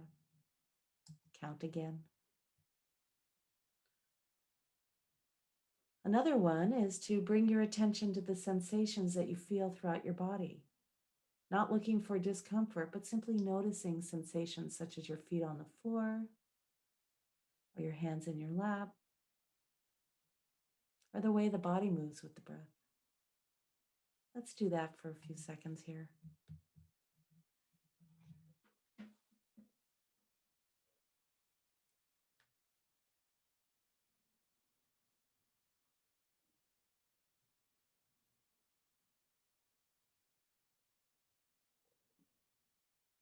Another way to find some peace with a Peace Finder practice is to say a prayer or an affirmation silently to yourself. Shifting your focus from the stressful situation to some peace. You could say, there's peace in this moment, or like the clouds, these too will pass. Or you can even say peace or calm or trust.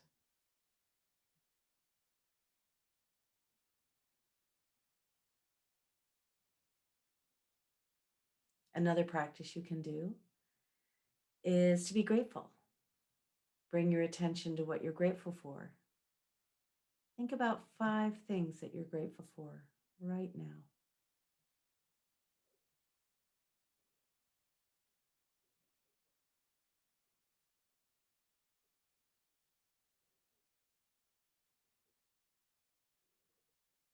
And now think about 5 things that you're grateful for about yourself, about who you are.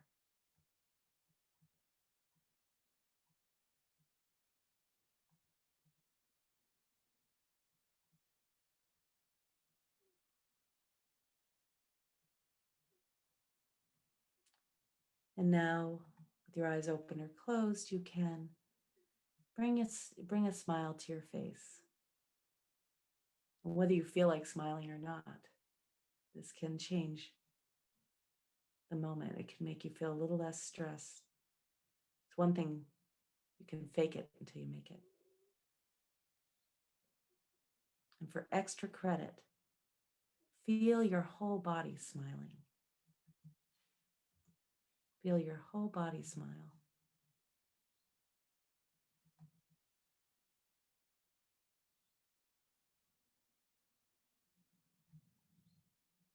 Okay. So let's take a short break. We're going to continue our class, but I know some people need a little bit of a bio break, and we've been at it now for an hour and 40 minutes or so. So let's take a 20-minute break, and we'll come back and we'll talk more about the power of your attention and how meditation can help strengthen that. So maybe I'll put on some music while we're taking a break. If you have some questions, I'm going to invite you to put it in the chat, but you can keep I'm going to stop recording. And that is what can happen when stress accumulates, is that starts to feel like everything's happening to you rather than for you. But have you ever asked yourself that question? What is my relationship to this life, to the world? Am I a victim, or am I feeling really supported? Many of us have not ever asked ourselves that question. And the reason I think it's so important to ask is because we never made the decision. It's like that dust landed on the glass table and it never left, and it just colored your way of seeing the world. So I invite you to ask yourself that question on a regular basis. And if the answer is no, figure out why. And is there something you can do to change it? Or that you just feel victimized. I know when I'm stressed out, I feel like I'm having to deal with things rather than everything's happening for my benefit. As we meditate, we start to see the world as supporting our every desire, even when technology is not going your way or you're not getting what you want. Somehow, in the big scheme of things, and this could be my perception, everything is happening for you, whether it's something you can recognize or not. So, have you ever asked yourself that question? Okay, we're going to play something else. We're going to play another game. This is called What You Seek. Can you see my screen? Okay. Okay, so it's called What You Seek.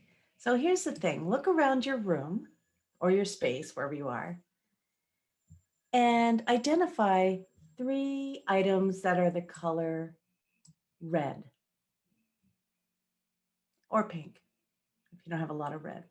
Find 3 items in your space that are the color red or pink.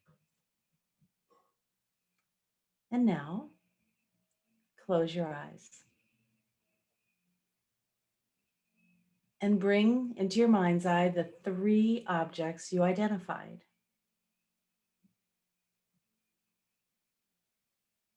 And with your eyes closed, bring to mind 3 green objects in your room. Don't open your eyes.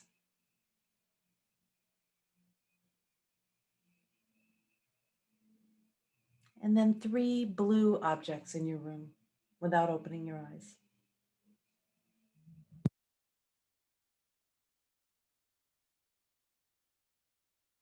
And then you can open your eyes. So what did you notice? Red and pink were easy, right? Green, was it easy? Was green easy for you? Yeah, was blue? Blue was easy. Yeah. What if you look around now, look for green, and you might notice it starts to pop out. Mhm. And the blue starts to pop out.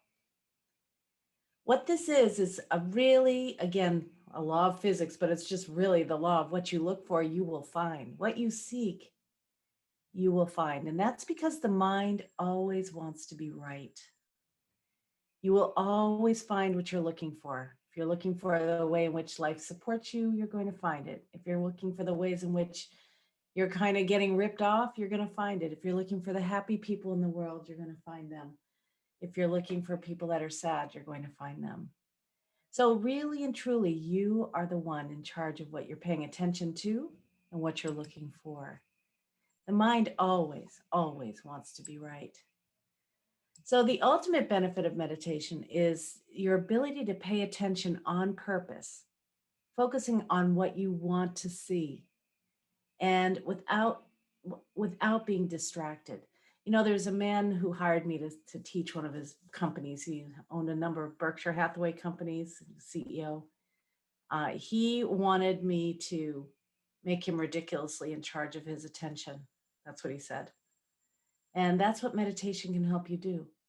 Not only does it help you pay attention to that which is paying attention, that we asked you to do earlier, that who am I exercise, it also allows you to decide what you're going to look for.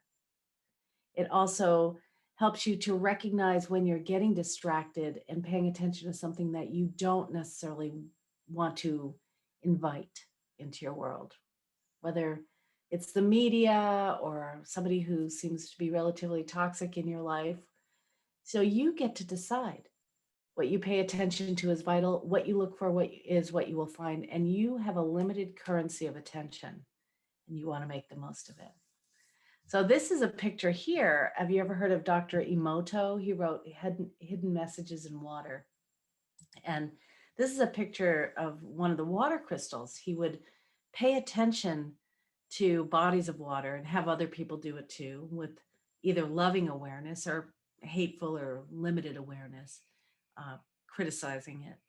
And then he would take, excuse me, a drop of the water and freeze it. And then he would look at the frozen water in a microscope.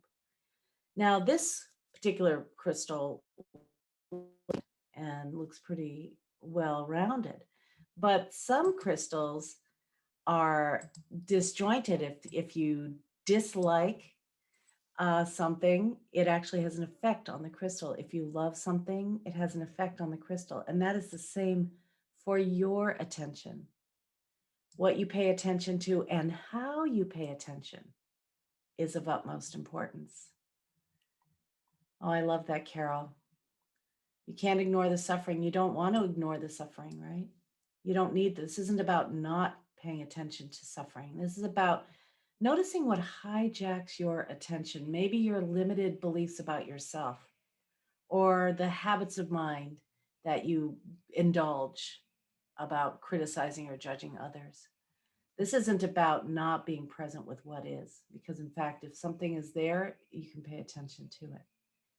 And yes, I agree with you. You also have to recognize, I see you have a hard time reconciling the suffering, and here you are, probably doing okay, having plenty of food and having a safe place to sleep and being warm enough. Here's the thing though, each one of us has our own integrity and our own ability to pay attention and to bear witness to certain things. But I would say, even though you want to be compassionate and kind, I would definitely be on the side of that. But notice when it starts to create damage in your body, in your mind, when what you're paying attention to with loving awareness, not with pity, that has an effect on them. The homeless people, you can sit in your house right now, and that your prayers, and there's a whole lot of research on this through a book called Healing Words by Larry Dossey. Your prayers, your kindness, your loving kindness has a direct effect on that which you are paying attention to, whether it's a person, a place, or a thing. And same with this water, the same thing, whether you're sitting in next to a body of water or you're miles away. And this Larry Dossey's work was done over miles away, hundreds of miles away. So start to recognize the quality of your attention that you want to allot to something, whether it's the homeless and the suffering, or whether it's, your house plants or friendship. Start to notice what the type of attention you have. Is it loving? Is it pitiful? Is it judging? Is it critical? And make that shift not only in what you're paying attention to, but how you pay attention. It's the overlay of attention. It's sort of the flavor, the character of the attention. So how can you reconcile how the universe is so loving, but people are suffering? Well, I can't tell you what everybody else's experiences are, but I can tell you that many of us here, probably, and many of the people I've run across, have had a lot of hardships in their lives. And in the rearview mirror, some of those hardships have been their greatest gifts. I've heard that to be true for many people, whether it's a life sentence in a prison or a diagnosis that renders them, disabled, or cancer of some sort, or whether it's a breakup that happened in a relationship that all of a sudden you realize, oh my gosh, that was the best thing that ever happened to me. So maybe the whole universe is conspiring to enlighten you, not to make this an easy ride, but maybe to enlighten you. Depends on this is just my opinion. Depends on your sort of belief system around it. So let's move to the next slide. Meditation and mindfulness practices, both of them, will train your attention in 3 ways. They increase your ability to focus on one thing at a time. They help you to increase your ability to stay right here, right now, which is, this is all you got. This is it. Everything else is an idea. the suffering outside your window right now. If you're not seeing it, is it even happening? Maybe.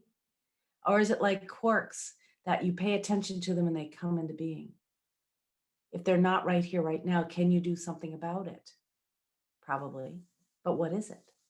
So you get to be present. You get to decide what you want to pay attention to. And you focus your attention on your inner experience. Maybe compassion is what you are born to do and be. Maybe you are the one, as who said this the other day in a meditation? What breaks your heart? What breaks your heart is an indication of what maybe you're calling to address. You know, what breaks your heart? And being aware of that. I mean, many people are walking around ignoring it. You hear homeless people when they're interviewed say, you know, it's like I'm not even there. I'm not even here on the sidewalk. I'm not even here asking for money. So maybe what you can do is see them, hear them, be present, recognize that they're alive. I mean, who knows what your job is? Everybody's got their own integrity around that. But you have to decide, because it's not the same for you as it is for me, as it is for everybody else on this call. So let's go to the next slide. Living mindfully. Mindfulness is, as we said before, a particular way of paying attention on purpose in the moment. And it helps you to be much more aware of what's going on in your life and your reaction to it. And also, as we said out of the research out of Harvard, I don't know if I mentioned it on this call, but I was on a call earlier.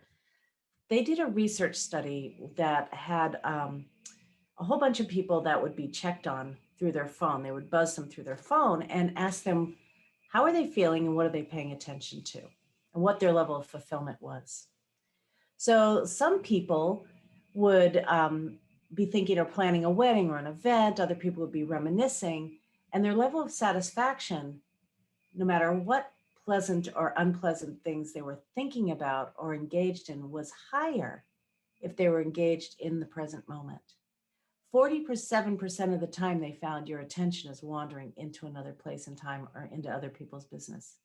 However, if someone was engaged, even walking down the street and maybe experiencing a rainstorm or something, they were much more fulfilled when their attention was in the present moment than if they were daydreaming, even if the daydream was a vacation in Mexico or somewhere warm and dry.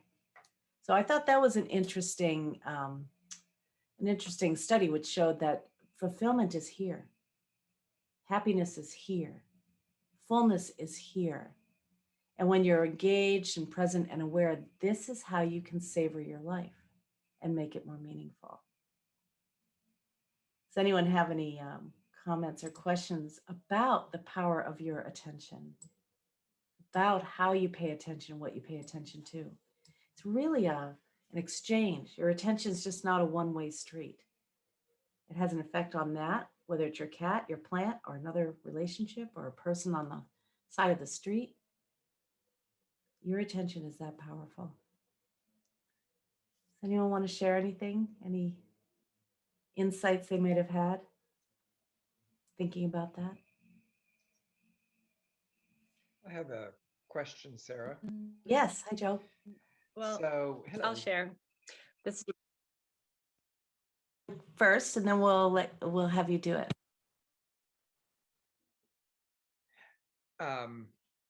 So thinking about that on attention, would it be also safe to say that even if your attention is focused on a situation that may not necessarily be present, that just that awareness of us or of that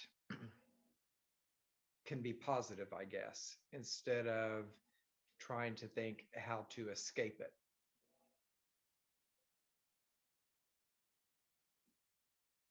I'm trying to have you reframe your question here. So, Are you?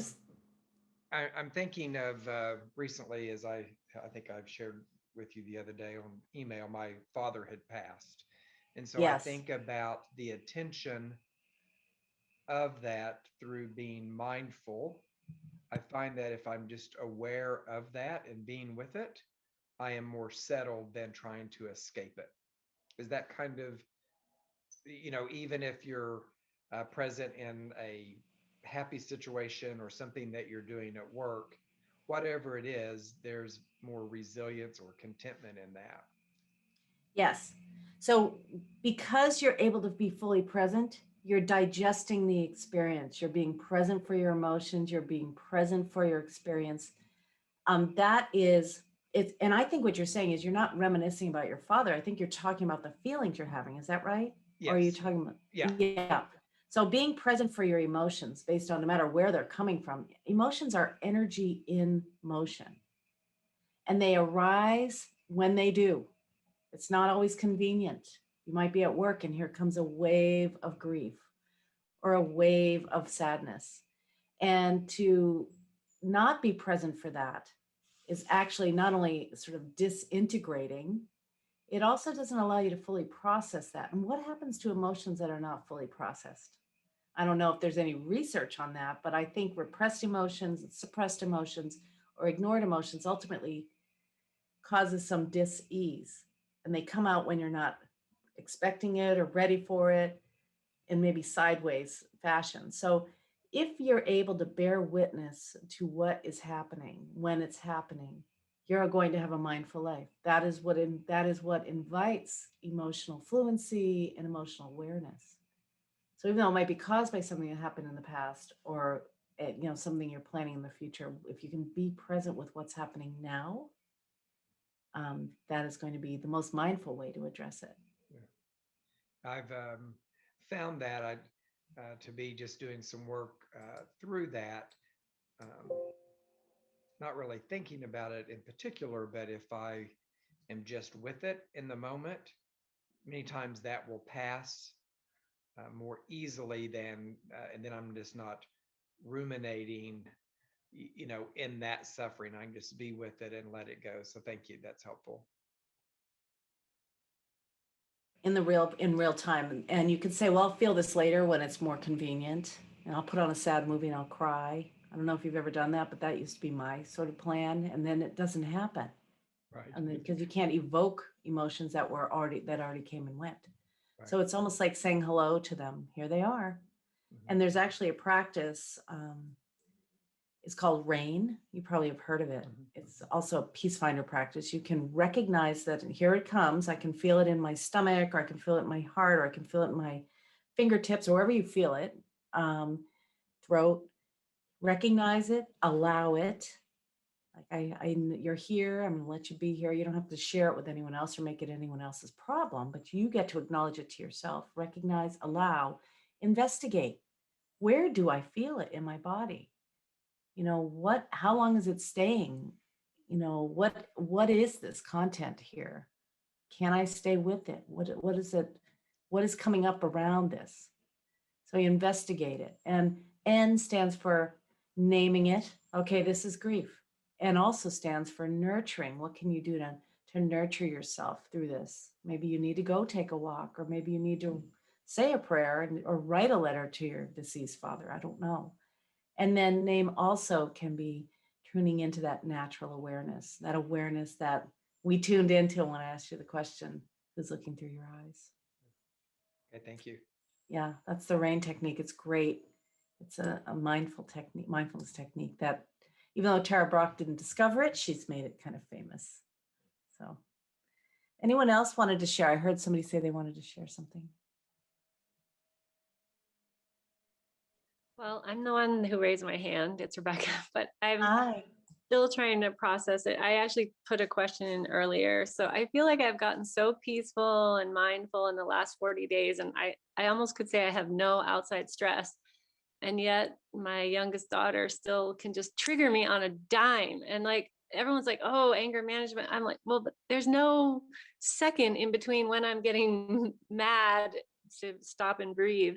But I wondered, maybe a little aha I had was, I think she's taking me out of my present moment and pushing her into her. I don't know what it is, but I'm just still trying to figure that out. But wow. Well, you probably put those buttons there. She knows all about your buttons and who pushes your buttons, right? And maybe that's a good place to practice. Here she comes, and let's really see if you can sort of lean back energetically. I like to practice leaning back And, especially here she comes. I mean, is it like that in every No. every interaction? Oh, okay. But when it does happen, see if you can kind of lean back and observe just for a moment. I know that's hard though with the hair trigger, but you can stop right in the middle and go, you know what? I just got really mad right then. And I really want to think about why that happened. And you can even bring her into the conversation. Mm-hmm. Say, I want to look at this because this does not feel good in my body. I want to live a peaceful life. I don't know what's going on here. I don't know if it's some belief I have about what you shouldn't be doing. But you can help her. She may not be the one to do this with you, but she may be helpful, on some level too. I don't know. Right. And at least she'll know it's partly me. It's not all her. It's coming from inside me too. Oh, so she yeah. doesn't internalize it herself. Right. That'll be good too. That'll help soothe the relationship a little bit. When you're starting to take responsibility, the ability to respond. Even if you react, you can stop it. The minute you recognize it, you go, okay, you know what? I just don't want to do this right now. Not in a punishing way. Just say, this is not helpful for me. I want to get along. I want harmony in our relationship. Maybe just saying it like that. Shining the flashlight of your attention and awareness on these places that are sort of disintegrated, right? Mm-hmm. Yeah. Okay. Thank you. Yeah. Thank you. I did see that in the chat. I'm glad you brought it up again. So living mindfully means paying attention on purpose to what you're doing and feeling and the interactions you're having. So you can be more self-aware and you can recognize, really and truly what you are paying attention to and how you pay attention is how your life is going to go. And I'm not talking about the secret or any of that. I'm talking about that's the reality of it. Your attention is so subtle, but it is so potent and powerful. And if you think about what it looks like, let's just talk about being in relationship with someone and they're listening to you and they're talking to you and all of a sudden they grab their phone and they no longer are listening or talking to you, though you're in the middle of a sentence now. How does that feel?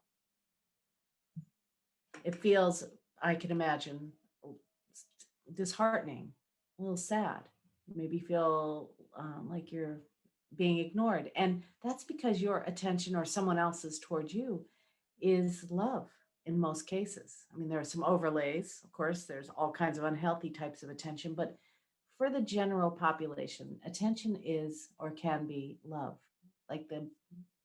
That's all it is. That's why with the homeless person, just loving them, they may or have a different response to it, but at least that's what you're doing. You're the only one who can be in charge of your attention. No one else can do it for you. And recognizing your attention is kind of the currency of love. You get to decide how you want to kind of wield it and bring it to everything if you can. That's really the enlightenment. Okay. Okay, so let's talk about various types of meditations. We talked a little bit about, well, I'm going to show you the screen. Okay, does anyone have any questions before we move on from mindfulness and awareness? Okay, yes, Claire. Yeah, it has to do with the meditations, and maybe I should wait. But I really wonder, and I know you've talked about this once in a while during our practice, but most of the meditations for the 40 days were guided. Yes. And there was usually not a lot of time spent in silence, either saying a mantra. I mean, usually, maybe 5 minutes or something. And this has to do with attention, and it also has to do with meditation. But for instance, I guess I'm just looking for how you can explain what a guided meditation does for maybe a stress response compared to, I think you say your husband doesn't like guided meditation. No, he does not like guided meditations. I always say, what should I do? He's like, just tell him to go into silence. But, a lot of us have some bad habits. So sometimes guided meditations can really help to refocus our attention on what we're doing instead of daydreaming, because the mind daydreams 47% of the time, right? And we have a lot of thoughts and we sometimes don't even recognize we're daydreaming. So guided meditations can be very helpful. My hope for you all that are here is that you learn how a type of meditation that you like, that you don't need any guidance with. I mean, I'd love to, like we do with the monastery, sit together in a room, say hello, meditate together in silence, and then come out and have some sort of social event. But I know many people are so new to meditation and need some help along the way. And that's really, that's part of the reason we did guided meditations. Also, because everybody was kind of introducing a new concept. And I think there was a lot of teaching going on. Yes. Yeah. So your job, I think, as a meditator is to find a practice you like and do it. If I'm left on my own over here in my living room, I'm sitting doing a breath awareness or mantra practice. One of Right. the stuff I'm going to teach you today. Right. However, You've given, yeah. You just go gave ahead. so many ideas, like, I think I could almost do it because, we have the body scan and the breath awareness and the mantras and, Yeah. Well, it was a buffet. That's what I kept saying. It's a buffet. If you don't know what we're talking about Feast for the Soul and the Alone Together practices. There were so many offerings, so to speak. And sometimes people I know got on the call. I know some people have told me, and they liked the conversation ahead of time, sort of the focus. And after someone would sort of guide you into the meditation, they would mute it. And then they would do their own 20-minute practice and then come back and talk. Some people like it that way, just to meditate with others. We don't have to all be doing the same thing in order to create some coherence in the group. So you can meditate your way, I'll meditate my way. It's very common in communities practice. and you think the effect is the same. I mean, like one isn't. I think so.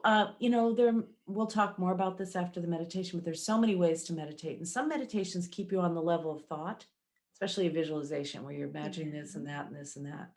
While others are mantras, they take you into the transcendent experience where you're transcending the mental activity and diving deep into the direct experience of what's looking through your eyes.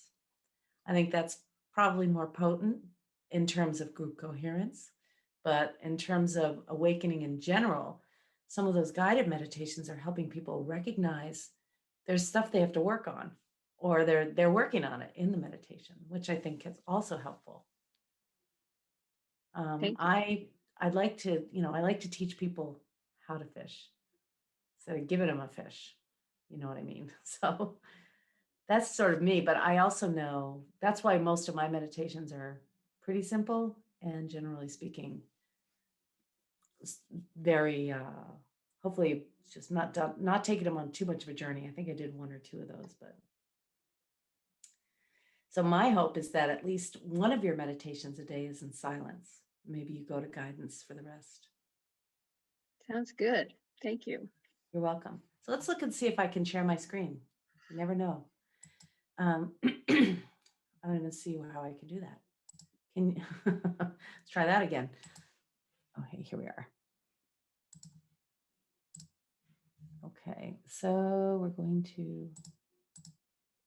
Okay, what does meditation require?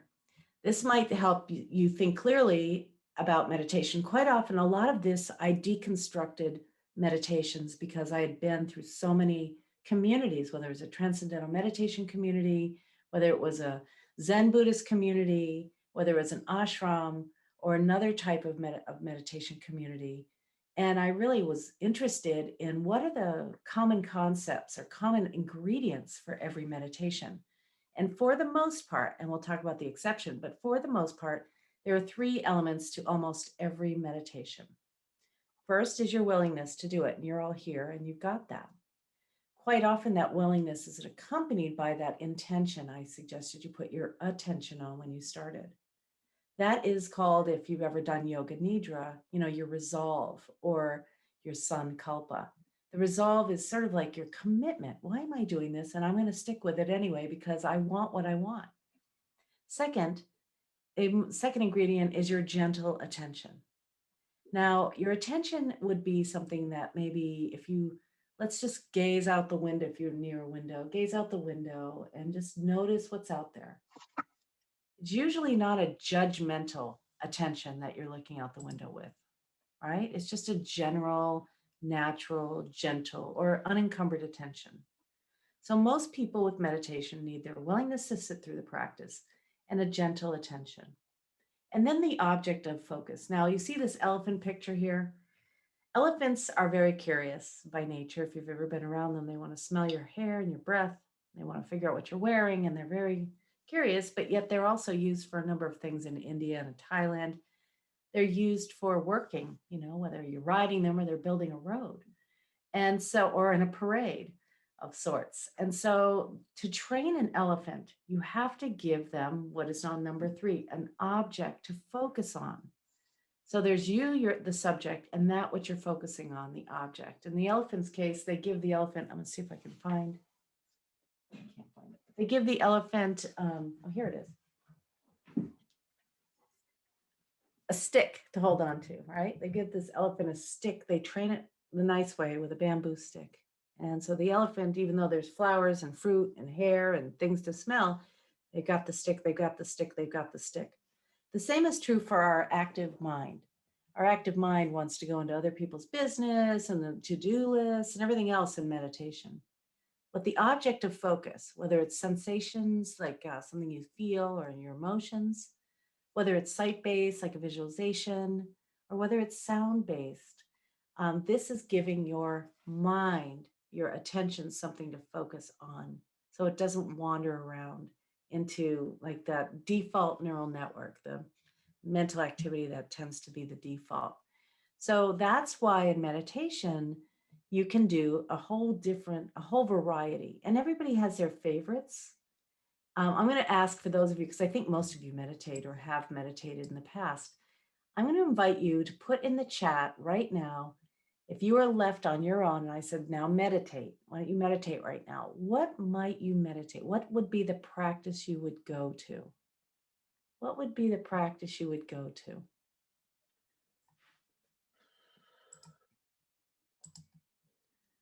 Some people do silence, mantra.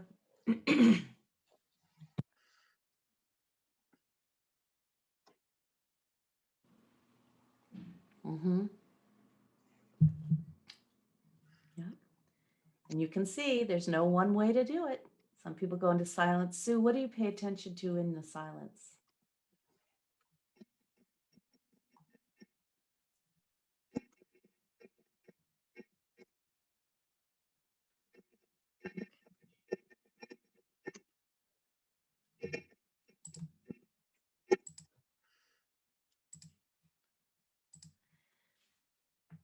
Okay, so this is great.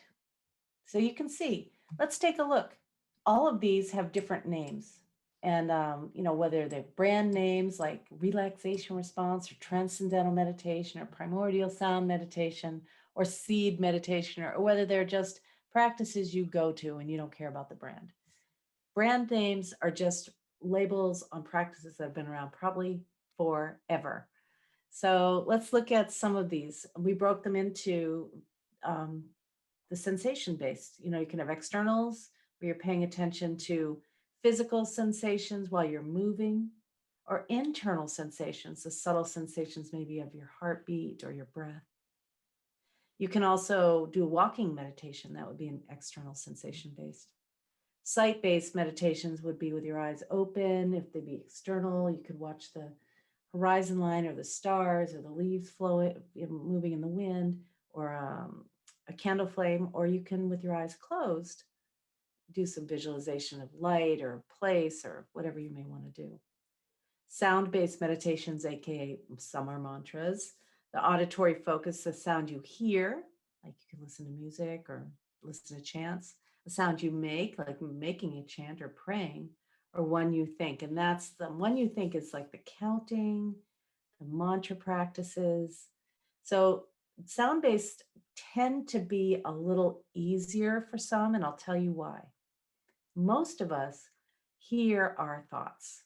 Our thoughts are linguistically structured, and it's like a dialogue in there, a monologue, right? So if you introduce, whether it's counting or vowel sounds or a prayer, one word that you're saying over and over again, or a mantra, it helps to bring the mind back from the 60 to 90,000 thoughts you have a day to this one thought. Now, mantras are generally used for the sound quality rather than the meaning, Just like you say the number is 1 through 10, or in the relaxation response, for instance, saying the word 1 on the exhale. It's not that you're contemplating oneness. It's literally a stick for your mind. So it takes you to quieter and quieter levels of the thinking process. And yes, you can do 2 or more. For instance, you could pay attention to your breath while you're focusing on sound, or you can, you've seen people using beads where they're doing a mantra and they're touching a bead on their rosary or on their amala. So there are all kinds of ways you can walk and do mantras. Ideally, and initially, you might need to have 2. Just go down to 1. So those are some of the sort of the ways we identify those different meditations. Now, focused attention is what we were just talking about, where you've got the focus on this, right? Open awareness is when you don't have your focus on anything in particular. And I'd say it's an advanced technique. And open awareness technique encourages that panorama awareness. Like you might hear people say, oh, I had a thought and I put it on a cloud, or I let it go on a leaf down the stream. Open awareness is a little difficult because the mind doesn't have enough to do. So it just kind of gets creative and busy with to-do lists and plans and memories. So open awareness is something you have to do as a practice, just noticing the thoughts without attaching to them. That's where they come up with that. So that's something we will do at the end of our meditation today. But generally, it's a little challenging. Then mindfulness meditation is a little bit of both. Why is that? Because oftentimes with meditation, you pay attention to something in your breath, let's say in mindfulness. And I don't know if anyone's ever taken a Vipassana class or mindfulness class, but they have what's called circuit training, where you pay attention and then you let that attention go from whatever it is you were paying attention to, and letting the open awareness, opening the camera lens of your awareness, the aperture of your awareness. So those are some of the practices. And I love how there's a variety of go-to practices here. As you can see, body scans and breath, mantras, chanting, right? What else? Guided, silent. So when you do silent meditations, for those of you who put that, and I like silent meditations myself, what is it that you pay attention to in the silence? Are you focused attention, or are you paying attention to something in particular? I see in the chat right now, because I'm able to see it right now, is somebody was asking about what is in the rain. What is the N in rain? The N in rain is nurture, name, normalize, or natural awareness. So there are 4 different N's. Nurture, what is the most nurturing action? Normalize, this is normal. The fact I'm having an emotion is normal. It doesn't make me a strange human being. It's normal. Name is part of the normalization. It's like, this is sadness. This is what grief feels like. And natural awareness is recognizing that which is that part of you, which is basically unaffected. There's a part of you that's unaffected. That's watching the play of your life go by and tuning into that. Thank you, Eileen. Focus on the breath during a silent meditation. Great.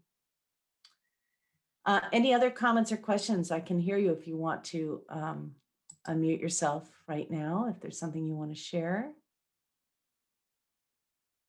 Okay. Great. I'm going to close my window. I am having so much interesting notices from my computer saying, you don't have enough bandwidth. It's crazy. I don't know what's going on today. Okay. So I have to pull that back up again, but I'd love to answer whatever questions you have. We're going to move into the 5 essentials to meditation. Then we're going to meditate together.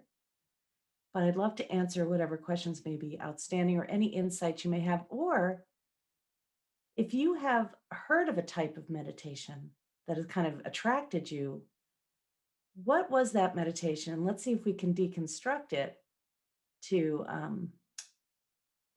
identify what those 3 ingredients really are. Would anyone like to do that? Like transcendental meditation, for instance, have you heard of it? It's probably, they have the most marketing dollars, I would say. But what is it? What are those 3 ingredients? Of course, it's the same. Everybody's doing their meditation for a particular reason.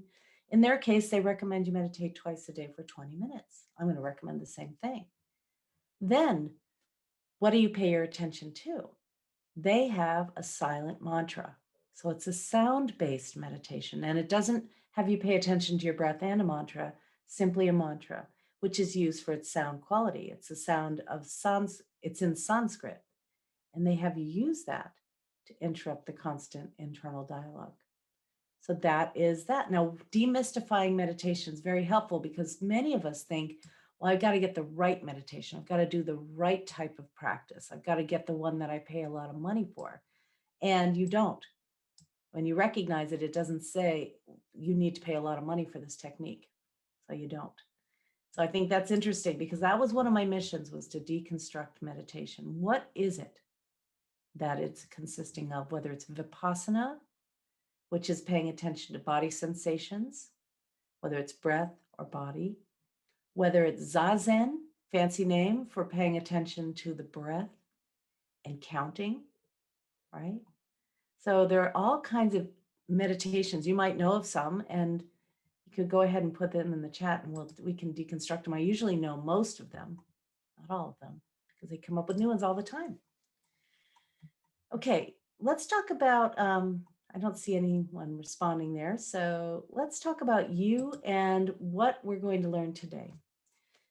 So we've already learned a few mindful moments, we did the stress awareness practice, we did the 5 sense mindfulness practice. But today we're going to learn the mindful body scan. And some of you put that in the chat, you know what that's like. Bringing your gentle attention to the body sensations. Notice we didn't talk about bringing your gentle attention to the body sensations and what you're going to do about them and why they're there. We want to bring the attention to the sensations, get intimate with the language of the body, which is sensation itself. We're also going to practice a heart-centered breath. You know, when you say I, you often, and most of us, point to the center of our chest. I feel this way. I am this way. This is who I am. And we point here. We don't say, I am this way. That's because this sort of is the center point of you. This is the place we call home. And some people would even say, if you know anything about chakras, that this is the alchemist, you know, that brings your physical experience into the spiritual realms. This is where it all transforms. So we do a heart-centered breath where we imagine the breath moving in and out from the center of the body right here. It's a Sufi practice, but it's found in many traditions. Rumi even said, open your heart and let the thoughts fly in and out. So we're going to practice the heart-centered breath. We're going to practice self-inquiry. Some of the people have led you through these meditations on the Feast for the Soul, where you're asking yourself the questions, and we're going to do the same thing in this practice. Self-inquiry is a practice of asking questions like we did, who am I? And sitting with the question. Quite often, the answers will not meet the question in the meditation. Instead, the answers are found as you're mindfully walking through the world, right? Mindfully paying attention to the signs and wonders and synchronicities. Maybe someone tells you something or a book falls off the shelf or you have an idea. I just had one in the shower earlier today. It was a great one. Better write it down. But sometimes you just have to be alert to the signs and wonders and be mindful, and then they show up. So we're going to be asking ourselves some questions, and sometimes the questions are met with a feeling, with a vision, or even with some sort of whisper in your ear. So, or a knowing of some sort, using all those kind of subtle intuitive elements. After that, we're going to follow the mindful breath. And some of you already know how to do that. We're not trying to, it's not a breathing exercise. It's not pranayama. It's simply paying attention to what's already here. That's mindfulness. Paying attention to what's already here. And then we'll follow it with a silent mantra practice. Now, we've talked about mantras before, but I want to tell you what a mantra is. The word mantra means instrument for the mind. Instrument for the mind. Man is mind, or manas, and tra stands for instrument or vehicle. So we're going to be using a silent mantra that is going to take the mind's activity. It's a vehicle to take your mental activity from chaos to more silent levels or subtle levels of the thinking process. Now, this does not mean you are going to have more aha moments in meditation. In fact, for those of you who've been meditating for a while, you know that the aha moments really happen when your eyes are open, just like they did for me in the shower, or when you're on your walk. When you're relaxed and mindful and present, here they come.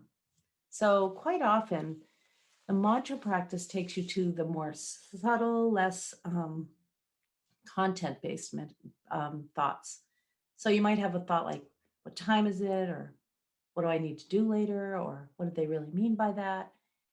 And then you recognize you're meditating, you bring your attention back to the mantra again and again and again and again. And this is the training of your attention. Whenever you notice you're off track, you come back. Whenever you notice you're off track, you come back again and again. That's creating the meditation muscle. That's creating your ability to pay attention on purpose. So we're going to then follow that with the open awareness practice. We're going to stop the mantra. We're going to stop paying attention to anything in particular. We're going to sit in open awareness. I call it the integration period. And if you've ever done yoga, I know someone here said they were a yoga teacher. The integration period is a period of being, not doing, just resting and being. And here I have a whole list of this. I know this would make you probably a little bit easier for you. Let's see if I can find it.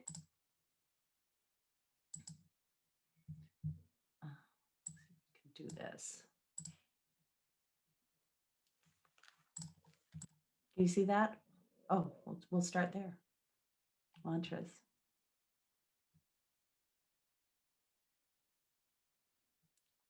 Important to note that I think it was Lord Alfred Tennyson used his own name for a mantra. You can use vowel sounds for a mantra because they are a vehicle. They are not the end all be all. You don't have to like your mantra. As a matter of fact, I didn't like my mantra and I got it from a guru, in India. I didn't like it, but I use it every day. So they are silently repeated, or they could be spoken in the practice we're doing. We're going to silently repeat them. I'm just going to see how to sit. Okay, sit as comfortably as you can. We're all here. Ideally, you're not lying down because that'll turn it into a nap. Comfort is key. I like to keep the back upright. In Zen, they're really concerned about posture. You have your chin tucked in. You have everything kind of at right angles.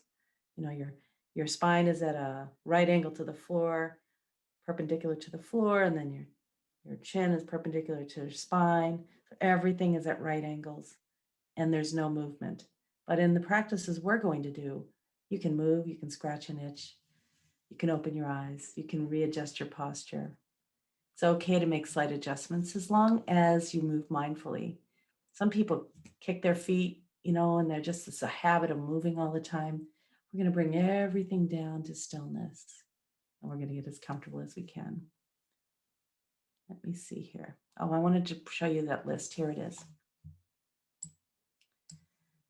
We're going to start with some long, slow, deep breaths. Oops, typo. And then we'll do the mindful body awareness, heart-centered breath, self-inquiry, breath awareness, silent mantra, and integration. It's a lot of different things, but I don't expect you to be doing this all the time on your own unless you want to. These are just sort of a survey of various practices. The mindful body awareness is a mindfulness go-to practice. The mindful breath awareness is one of the go-to practices. There's one other go-to practice of mindfulness, and it's mindful walking. Silent mantra is a transcendent type of practice, which takes you to a different state, although you can get to a different state with the other ones.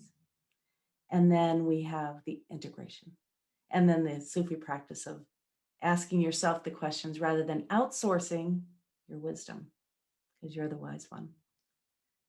So I know we didn't do the 5 essentials, so here they are.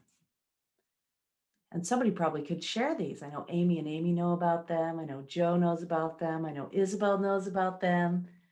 So I'm not going to put you here. I'm not going to quiz you here. But I think these are what most new meditators need to really explore. Number 1, it's okay to have thoughts. When you are in meditation, it is going to be the default neural network. The nature of your mind is to think. It kicks in, and because your eyes may be closed, and because you're not doing anything else, the thoughts seem louder. But it doesn't mean you're doing it wrong. It simply means that's the nature of your mind to think, and you're just more aware of them. Your job is not to try and stop them. What stops your thoughts is the practice, not your willpower. So you lean on your practice and let the practice do the work. It is not a contest of your will over the thinking process. It's the nature of your mind to think. Number 2, do not try too hard to do anything and have a certain experience. Don't try to, levitate or be spiritual. Don't try to see colors or feel a certain way. For those of you who've been studying the 5 essentials, it doesn't matter what order you share these in. You have that question. So it's okay, whatever's happening, it doesn't mean you're doing it wrong. You don't have to try. Trying is, as Yoda would say, it's a mental activity. Doing it or not doing it, that's what he would say. Do or do not, there is no try. And if you're not a Star Wars person, then you wouldn't get that. But don't try, because let the technique do the work. 3, let go of expectations. And even though you may have had 40 days of meditation with us at the feast or more, every meditation is going to be different based on what you've been eating, what you've been thinking about, what your relationships are like, how you slept. Number 4, be kind to yourself.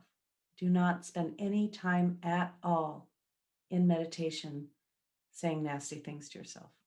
Like, I can't do it. Everybody else has got it. I don't. Do not do that. It's a terrible habit.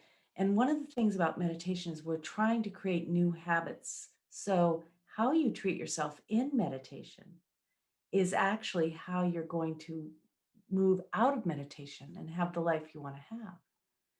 So being kind to yourself is a good neural network to cultivate. Lastly, stay with it. And what does that mean? It means that you predetermine the time you're going to meditate for before you start, and not make it an arbitrary practice and say, well, let's just see how it goes. No, you stick with it. And the sticking with it is going to help override the amygdala, the reactionary part of the brain. Is going to help you become a little more committed and have that resolve. And that's what's going to make the lasting changes. Because if you quit every time you had a bad moment in meditation, you might not ever do it. Maybe you get uncomfortable, or you have a thought you don't want to have, or you suddenly realize you forgot to call someone back. None of those things are good reasons to quit. Predetermine the amount of time you're going to meditate for, and then stick with the practice. And for our case, I'm going to be timing us. In some cases, you're going to be timing yourself, right? So when you time yourself, look at the clock, figure out how long 20 minutes is, or 25 minutes, or 15, or whatever you've chosen, and then stick with it. And then you have the thought, what time is it? You just look at the clock again. That's the way we used to do it before there were no cell phones. We just look at a watch or a clock. And yes, you have to have your eyes open for a second, but then you close them again because you're having the thought anyway, what time is it? But the good news about some of these new timers is that do give you a little bit of a break about worrying about the time. Whatever you use to time yourself, do not alarm yourself.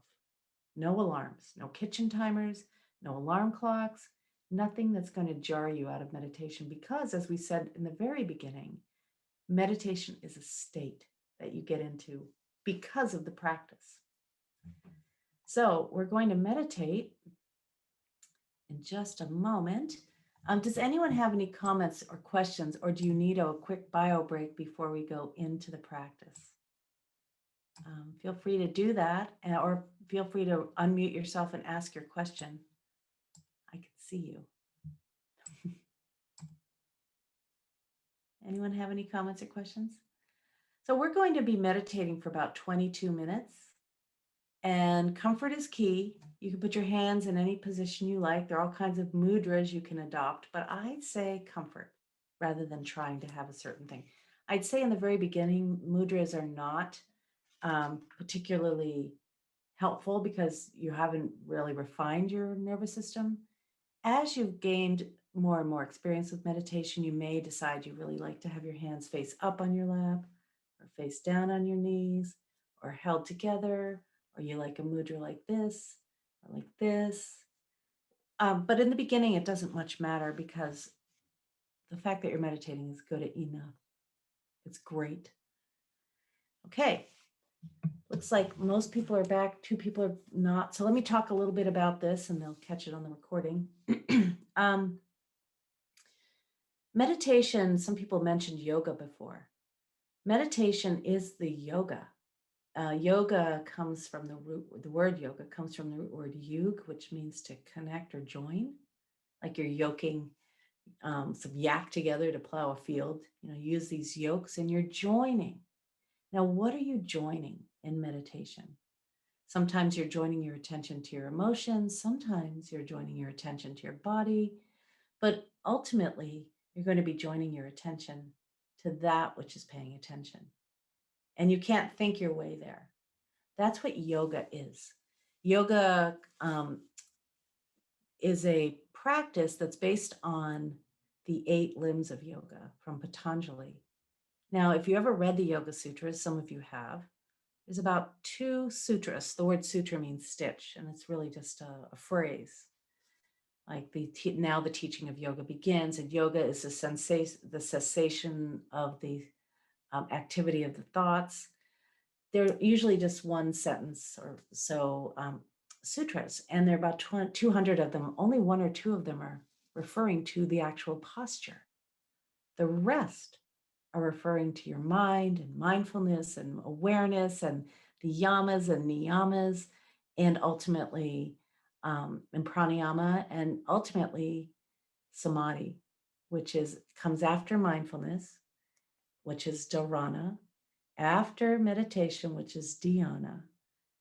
Then there's samadhi, which is the joining of you to that which is looking through your eyes. It's that joining of your awareness to that source of your awareness. Can't make it happen. You got to trust the process.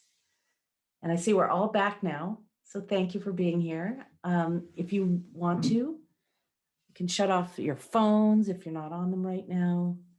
Get really comfortable. Sometimes in meditation, you might find your body starts relaxing and get a little chilly. So that's why you see people wearing scarves or shawls, not because it's the meditator's outfit. It's only because they're cold, because the whole nervous system settles with the practice. So I'm going to keep track of the time, and I'm going to use a chime to welcome us in and out of the meditation.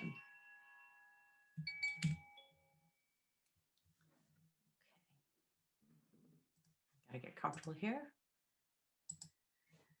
Okay. So let's take a moment and make some micro adjustments to the posture as you're planning to sit relatively still for the next 22 or so minutes, and I'll be keeping track of the time. Let go of expectations and treat this meditation as if it's your very, very first meditation.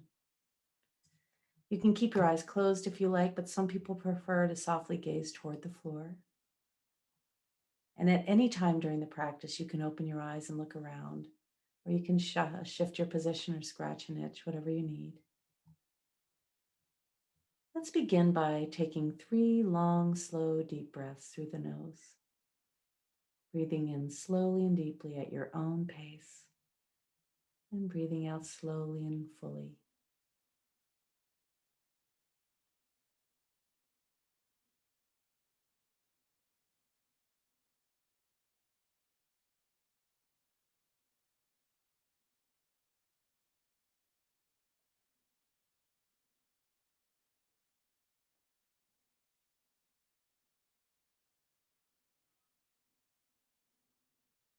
And then let your breath return to its natural rhythm and depth. And throughout this practice, We're going to be breathing naturally, though the breath might change as it gets faster or slower, or deeper or shallower. Let it be as it is.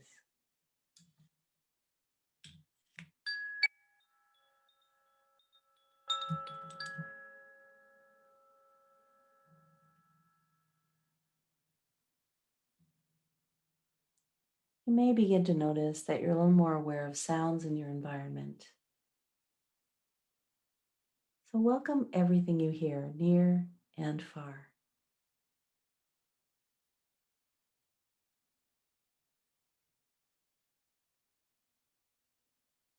Tuning into the textures of the sounds rather than judging them or naming where they're from.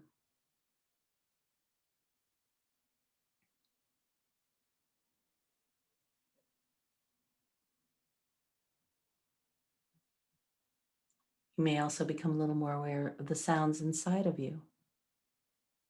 Perhaps you hear your heartbeat or your breath or your tummy. Sound is not a barrier to meditation.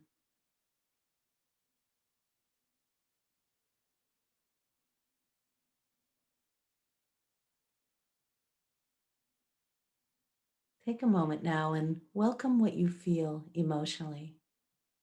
Take note. Maybe there's a residue of emotions, maybe there's nothing, or maybe you're feeling something. Welcome it, let it be here.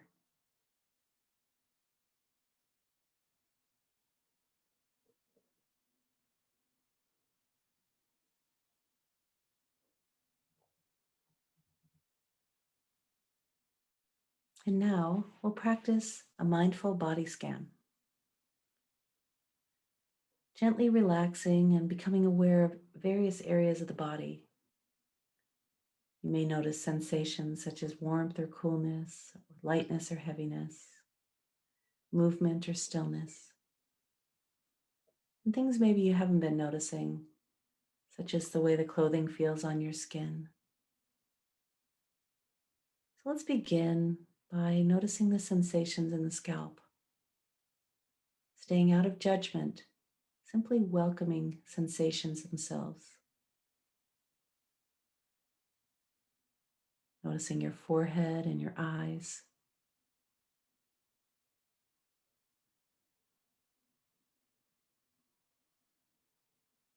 In and around your ears.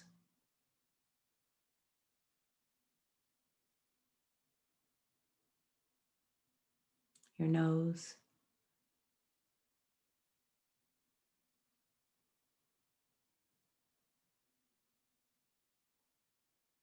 In and around your mouth.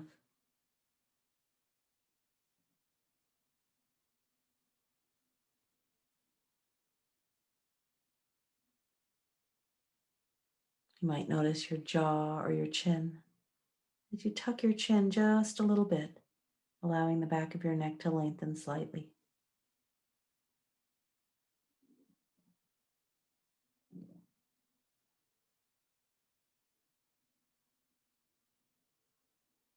Noticing your throat and your shoulders.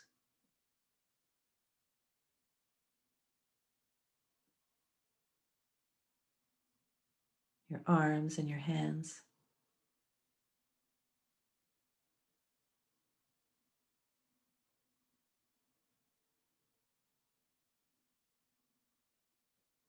When the mind wants to take a trip somewhere else, just bring it back here to the body, which is right here, right now.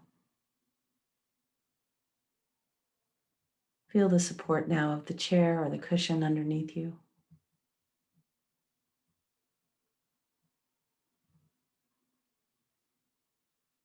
Noticing your back.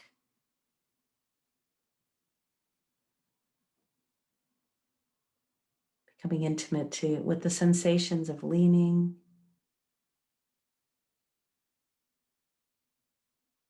or where you're sitting.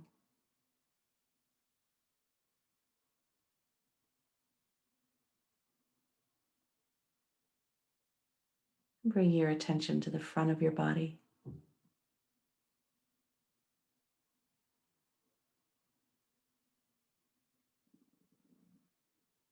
softening your chest, your belly.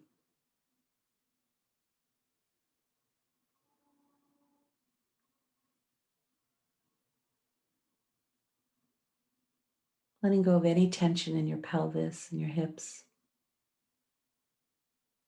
Feeling the support underneath you.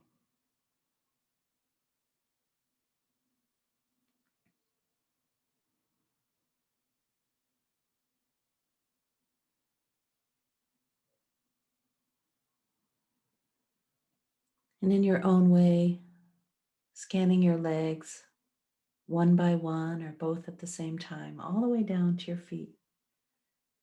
Just tuning into sensations.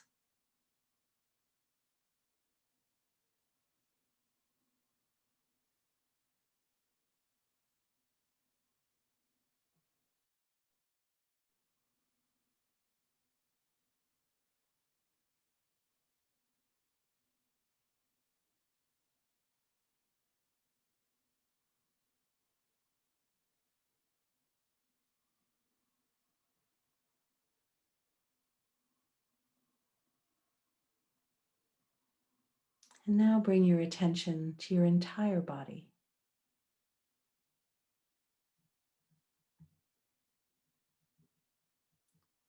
Tuning into any sensations of aliveness, whether you're tuning into your blood circulating or your heart beating or tingling.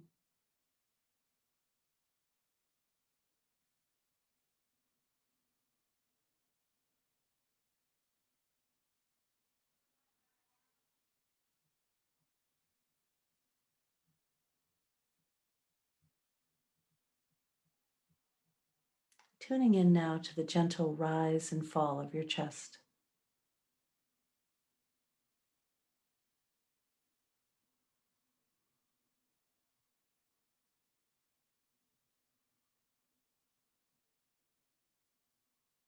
Feeling the way the body responds to the breath.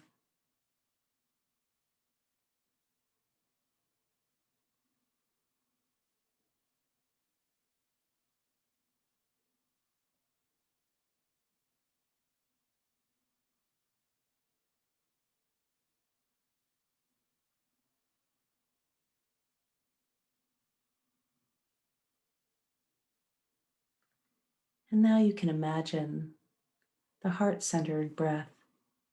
There may be a doorway here in the center of your chest where the breath moves in and out.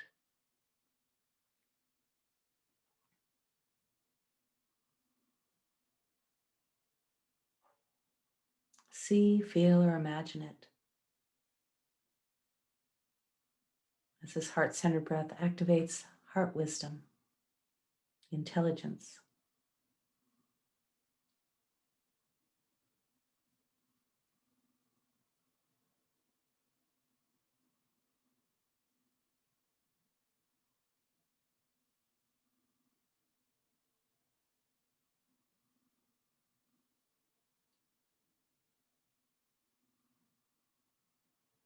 And with your attention here, we're going to invite self-inquiry. The first question you can ask yourself is, who am I? Though you may have asked it before, ask it again as if for the first time. Asking a few times and then returning to the stillness without making up an answer.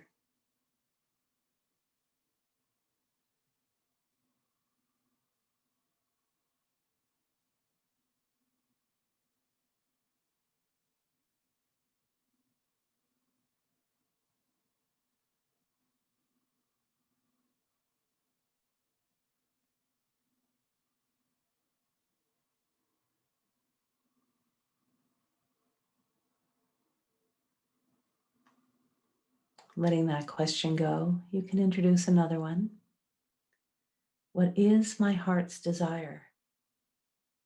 What is my heart's desire?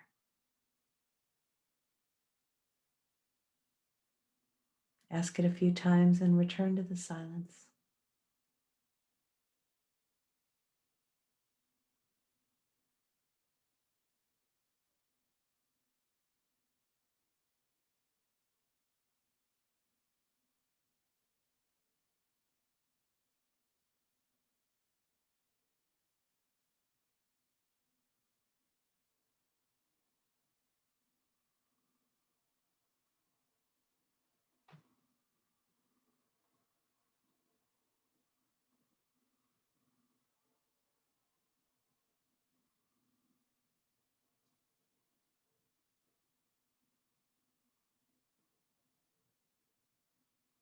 And the last question for this is, how can I best love myself? How can I best love myself?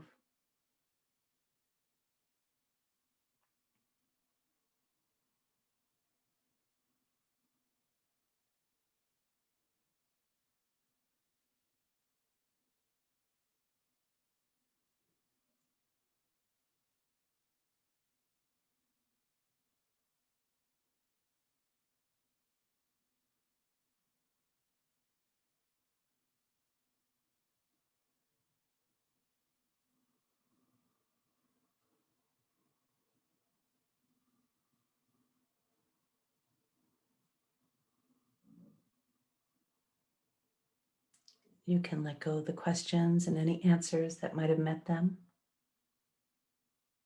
And tune in now to the breath. Wherever you might notice it most.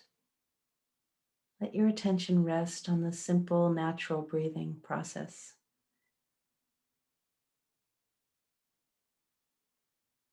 Being mindful of the sensation of the air moving into the body, and then the pause, and then the exhale. Noticing the differences in temperature and flow.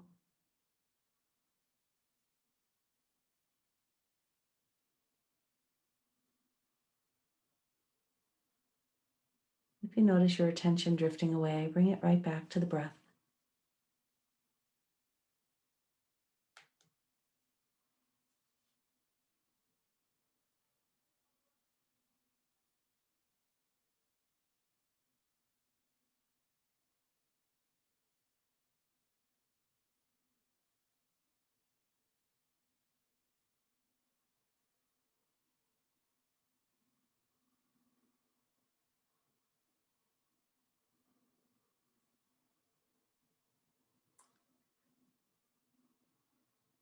We're going to introduce a mantra now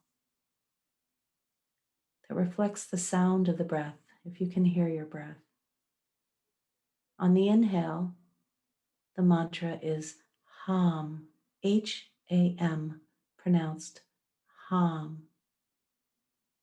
On the exhale, the mantra is SA, S-A-H, SA. Hum on the inhale, SA on the exhale.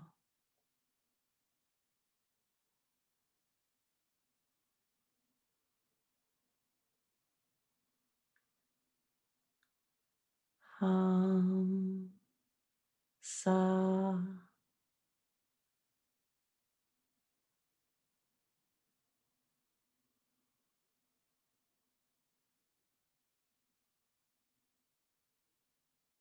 The repetition of the mantra is very gentle and relaxed. It's almost like you're listening to it rather than saying it.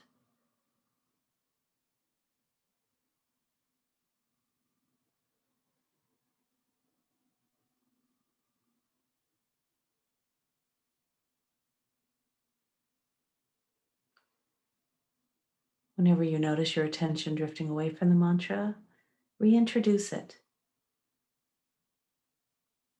Doesn't matter how many times you have to return your attention back to the practice.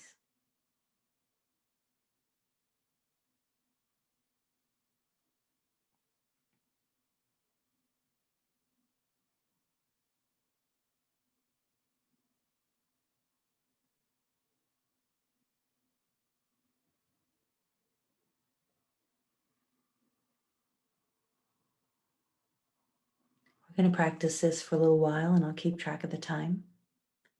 If you notice you're waiting for something to happen, treat this as you would any other thought. Come on back to the mantra. You're doing it correctly as long as you're not trying too hard and you are being kind to yourself. Hum, Sa.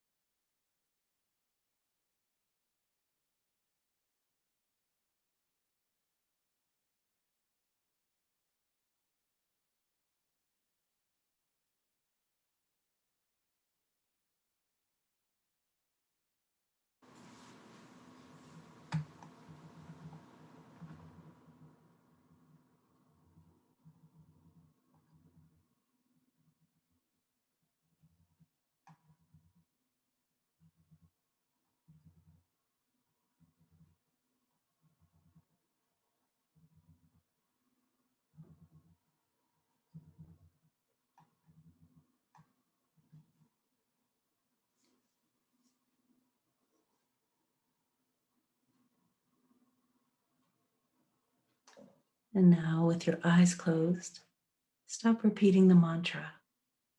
Sit in open awareness.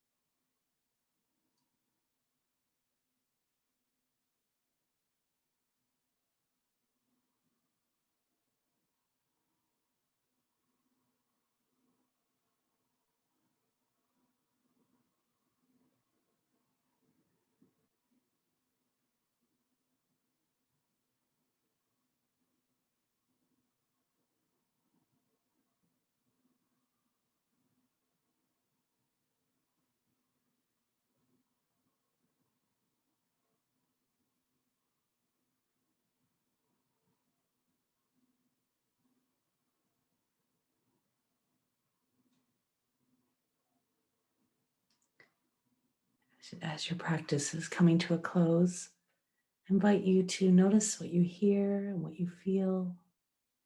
Notice the state of your mind. Notice any emotions that are here.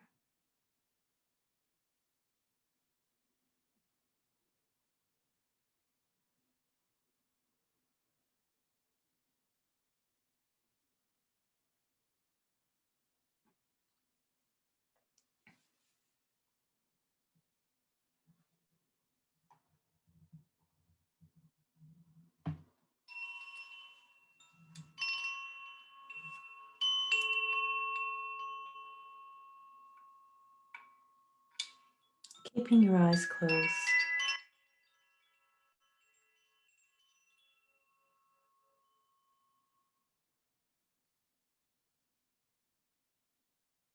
You can give yourself some deeper breaths if you like.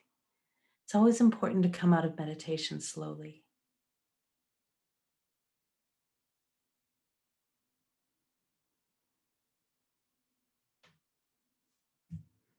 You might stretch into the space around you, wiggle your fingers and your toes.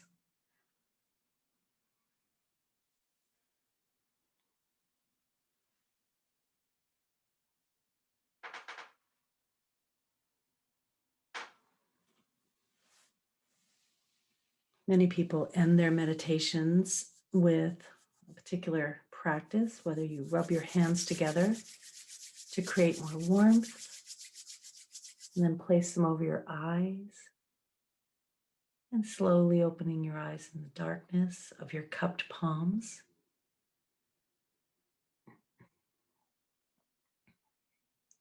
While others bring their hands together, excuse me, in the prayer position, and they bow to themselves into the light of their own awareness and to those they are practicing with.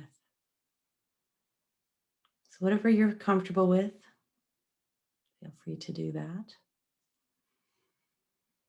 And take your time before slowly opening your eyes all the way. Practice going at your own pace.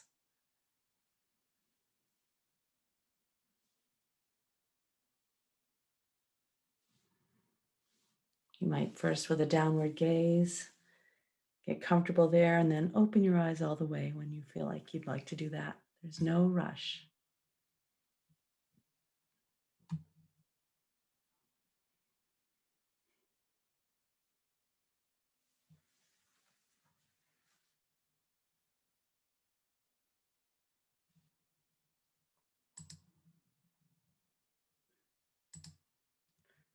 So was it easy? Was it easy? Did you feel like it was 24 minutes from start to finish? Or did it seem like it was much longer or much shorter? How are you doing? You don't have to answer that question. I just want you to ask you, how are you doing right now? How are you feeling? So there's a lot of things that can happen in meditation. I'm going to talk about what we did, and then we can check in with you about the experiences you can have. So every meditation begins with getting comfortable and mindfully welcoming what's happening. and ideally taking some long, slow, deep breaths just to get your groove on. Some people like to pray. Some people like to set their intentions. Some people like to do a couple of stretches before they do that. But that's basically comfort is key initially, and mindfully welcoming everything. Number 2, you want to do these practices: your body relaxation, your heart-centered breath, and your self-inquiry, and your breath awareness. Now, these are all mindfulness and self-inquiry. You can do these anywhere, anytime. You can practice these when you're driving. You can practice these at a stoplight. You can practice these right now in a conversation where you're checking on the body and relaxing it, and then maybe dropping your attention to your heart center, and maybe even asking yourself a question like, who am I right now? What do I really want right now? How can I best love myself in this moment? Then we learned the mantra practice. The mantra hum sa. It's a variation on so hum. They're based on Sanskrit words, which hum comes from aham, which means I am. And sa comes from the root word sat or so, which means that or thusness. So I am that I am. I am that. Now, you don't want to think about it. You want to pay attention to the sound of the mantra rather than the mantra themselves. But mantra practices ideally are used only in meditation, at least this one. You might have other mantras you use when you're walking around, or affirmations, but this mantra is specific to turning your attention inward. We talked about the 3 ways meditation trains your attention, and one way is to bring it inward, and this mantra is a vehicle for that. So that, and then we did the integration period. Basically, sitting in open awareness, not doing anything, and then eventually becoming more mindful as to what's going on here. But the open awareness, dropping the mantra, sitting still, and then eventually coming out of meditation slowly. So I wanted to check in with you and see how you're doing. Did anyone lose track of time? Anyone lose track of time? Or where your hands were, or what was going on there? Yeah. Hold on, let's see here. I want to let you, oops. I want to have you ask a question if you like, or put it in the chat. You love the open awareness. Yeah, see, you were ready for it. I've been talking and we've been sharing for a couple hours before you did this meditation. Quite often that sets a stage for you to be ready for open awareness. But if you were going right into open awareness after a hard day of work, you would probably need some of these other mindfulness practices to settle your nervous system. Let me see what else. Much easier with a group? Yes, it is. That's why I'm always trying to meditate in a group. That's why I create all this stuff. It's the best part. As a matter of fact, and I know some of you heard me say this, but in the monastery where I live, they talk about the 3 jewels of practice. The first jewel is you, and connecting to that deeper awareness, which is called in the Zen tradition, the Buddha. You're the Buddha. I'm the Buddha. We've got the Buddha awareness. The second jewel is wisdom. Where do you get it? You get it from Sarah Lazar, or do you get it from, where, Harvard, or do you get it from the ancient wisdom of yoga or the Bible? Where do you get it? Just getting that ancient wisdom. Third is the community of practice called the Sangha. So it's Buddha, Dharma, in this case, means wisdom, and Sangha, the community of practice. And you can create a practice community wherever you are. Find a friend, say, let's meditate every Monday or every Sunday or whatever it may be. So thank you for that. And you, Mary, you lost track of time. Do you want to, what did it seem longer or shorter? You can unmute yourself if you care to. Yeah, it was shorter. It was just the open awareness. It was just amazing. It was just so nice, so peaceful. Mm-hmm. Yeah. Not having to do anything. That's really good. I could have went on forever. Yeah. I know. I felt the same way, but I know I promised you 22 minutes. So I'd like to keep that. It was amazing. Thank you. You're welcome. Now, you may just go ahead and start with a mantra. You don't have to do everything that we just did, but it's really a survey for you of what works for you. Well, the home Sarah is what I learned 33 years ago, and it feels like it took me home. So maybe that's why it meant so much, because I can't get into any other ones. It's just so inbred in me.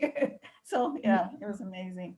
You can get all kinds of mantras, and sometimes the mind likes a new mantra, but you don't need it. You don't need it. No. You just use the one you use. It's working, right? It's like, it's okay to put mileage on your mantra. Put it that way. Thank you. Thank you. Can you hear me? Yes. Hi, Adrian. Yes. Hi. For me, I want to say that I feel after the meditation, somehow light around my body, and even my face is lighting up, and I feel a sense of joy, coming, just like sprouting, because Yeah. I felt a little bit heavy before we started the class, and I felt a little bit irritated today, and because my practice is like sensing my body, and I sense my breath in a way, it just comes. I don't. It just comes, and but I was stopping at this level, and this, let's say, new techniques. I'm gonna try to incorporate them in just something new. I love it. Well, the mindfulness practice, it is generally a practice of paying attention, whereas mantra practices allow for what's called transcendence, going beyond the mental activity and the paying attention. Instead, you're kind of curving your attention back onto itself, even though you're not doing that. The technique does it for you. So I love that you got a chance. I mean, mindfulness practice is fantastic, but mantra practice for me tends to take me to a deeper experience. However, I was reading John Kabat-Zinn's book, Coming to Our Senses, and he talks about this happening the same in mindfulness. At some point, the subject-object merge, and there is that transcendence. But I find, maybe it's because I've been doing mantra for years, but I find mantra does allow for me to quit the thinking process and dive into the being process. And I'm not doing it, the mantra does it, I love that you feel light. And what is interesting during the meditation, of course, my mind, was starting to drift maybe a few times. Oh, yeah. But I was able to see the drifting and just bring it back, because sometimes I think the group is helping. I even the Feast for the Soul. We didn't speak too much, but really we follow with the practice. Our commitment is just to do the same kind of. For us, it's 6 p.m. here in Germany, but to do this meditation just using YouTube. But it's not the same energy actually. I feel it's a little bit empty, I call it, but we're still doing it too. But just bringing my, it was very interesting seeing how the mind is drifting, and then just and because sometimes when we're doing ourselves or myself, I'm just gone for a few minutes outside somewhere. I don't know. Yeah. Yeah, and it can be so brief, you don't have any idea that you even transcended or go to that place. And it sounds like you're very sensitive. Obviously, you're pretty sensitive. And so this is really important to come out of meditation slowly. Really important, because I think one of the big mistakes people make is coming out too quickly. So taking your time and going slowly is essential. And well, thank you. Question, Yeah. Can I say that when I say I, that attention is part of the I? Because when I have attention, I'm there. Because I'm interested in this topic with attention and I.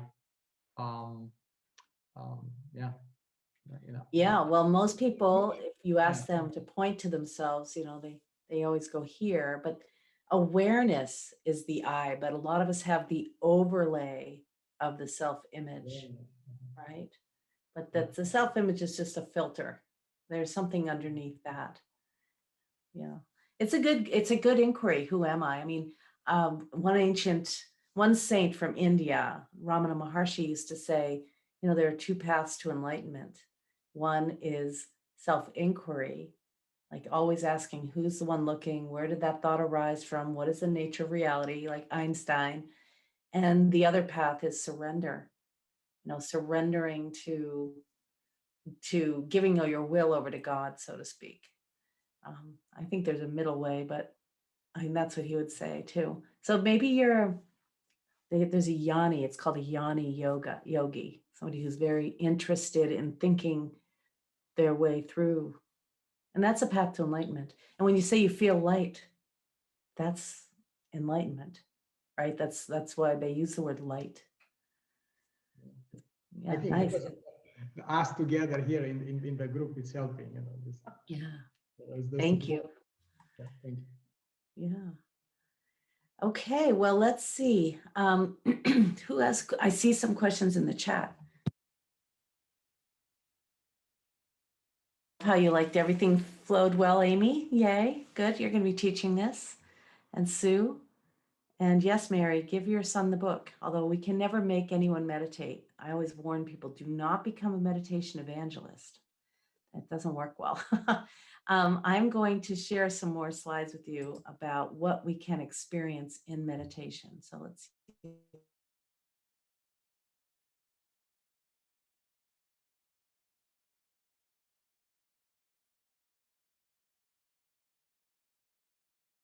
We lost your voice. Yeah.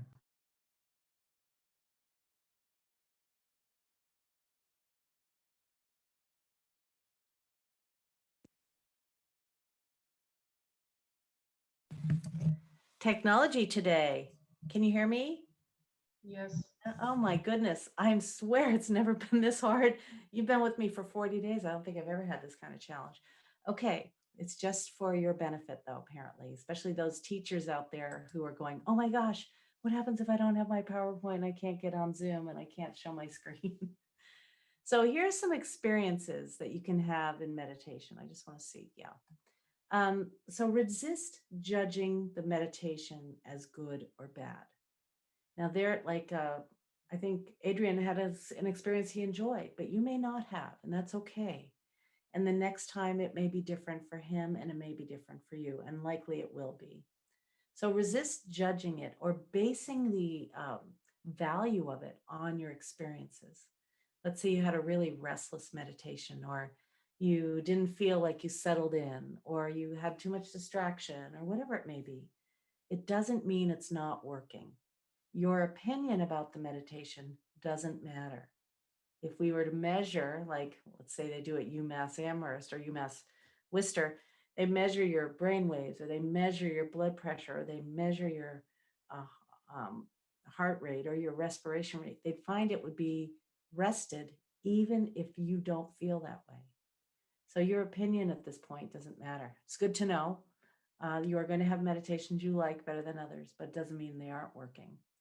And there are three basic categories of experience you can have in meditation. And actually, before we get into that, I just wanted to share that we did, a lot of you, and I want to see maybe with a show of hands with the questions we asked. Does anyone remember the questions that we asked? Yeah, who am I? What is my heart's desire? And how can I best love myself? Some people don't even hear the questions. That's why I repeated them. Some people are gone by then. Where do they go? They transcended, and we're going to look at that in a minute. But, and many people don't hear an answer to that. Some people feel an answer, see an answer, hear an answer. Other people get nothing. I tend to get nothing, but I don't stop asking. And I'd like to see, did anyone, you don't have to share your answer, but if you want to share your answer or anything about that, I'd love to hear. Anyone hear an answer? You can just put your hand up if you heard an answer or felt or saw. Yeah. Okay. See how few? Just so you know, it's not always going to be on demand. I usually, even if I have 1,000 people in a room, it's about 5% or 2% of the people hear, see, or feel an answer while everybody else is going, oh no, so I did something wrong. So it's good to know you didn't do anything wrong. Okay, so here are 3 categories of experiences you can have in meditation. First, movements. And I'm talking about movement of the mind, movement of the body, and movement of emotion. Remember, we're dusting a table in meditation, we're getting rid of the stress. So to move, it moves out. We're going to talk more specifically about that. You can fall asleep. Anyone feel like they fell asleep? Yeah, 1 or 2 people did. Okay. And we're going to talk about that and make sure that that's what that was. Number 3, transcendence. You've heard of transcendental meditation. That's based on transcendence. The word transcendence means to go beyond. And mantra practice helps you to do that. Let's look more deeply into some of these. So, movements of the mind. Don't stop meditating because you're distracted by thoughts. Thoughts in meditation are an indication you're releasing stress. I don't care how long you've been meditating, you still have thoughts. You will always have thoughts, not the entire time, but you will. If you recognize you're off track, just like Adrian did, you bring your attention back. You don't spend a lot of time judging yourself about it. You just keep coming back again and again. Here's something I learned, and this is my personal experience and insight, and may or may not be true for you. But what I noticed is the content of the thoughts didn't matter. It didn't relate to the stress I was releasing. I was the cook in the monastery. I spent a lot of time thinking about cooking and planning menus and shopping lists. And I'd be meditating, and that's what I would be doing. Now, I wasn't releasing stress about cooking menus or shopping lists. I didn't release stress around that, but I did find over the couple of years I meditated there that I was no longer plagued by some of the stressors in my life regarding my self-awareness or my self-image or my relationships with my family. I just sat and the stress was being released. And the good news is you don't have to relive any stress. It's not like rebirthing or reliving or re-traumatizing yourself. And that is the beauty of meditation practice, is it doesn't re-traumatize you for the most part, as long as you give yourself permission to move or open your eyes. So I see something in the chat here. Yeah, exactly, April. We're going to talk about it. Oh, I love your answer, Aileen. It's beautiful. Okay, let's go on to more. Movements of emotions. Did anyone feel any emotions? Sometimes there's a fleeting emotion like anxiety or sadness or anger or joy. Did anyone feel some of that? You did, Carol. Okay. So this is normal. This is normal to feel emotions in meditation. Sometimes it's because you are having the direct experience of joy. But sometimes, especially if they have nothing to do with the meditation you're in, you're releasing stress of the unexperienced emotions that have been sort of lodged in your body. Remember, we talked about this earlier. Joe was having some grief, and if he hadn't felt it, at some point, it comes to be unraveled. You know, you hear of issues in your tissues. It gets unraveled. The whole thing about meditations, it's reintegrating rather than disintegrating. So sometimes you're going to have a sudden or strong emotion, and you'll notice, and I don't know if this happened for anybody there, but you won't have a thought around it. You won't have a thought, or it's just like pure emotion, like pure sadness or pure joy or pure fury. And it just comes and it doesn't last that long, unfortunately for joy, but fortunately for anger or anxiety. It just comes and it goes, and you don't resist them. It's like a cloud coming by. It's like a weather pattern. You simply let it be there. You feel it. You don't have to examine it. Feeling it and examining it are 2 different things. Just let it be there. You don't have to think about why it's happening. And then it will go on its own accord relatively quickly. If you need to open your eyes, you can do that. I mean, I spent a lot of time with a lot of tears down my face, but that I find is movement of the body. layers of your physicality from all the layers. And I think that Adrian, when he talks about feeling light and lightness, he was really accessing some of the layers that are above and beyond the physical layer. You've got a physical layer, you have an energy layer, you have a mind layer, you have a wisdom or intellect layer, and you have a bliss layer.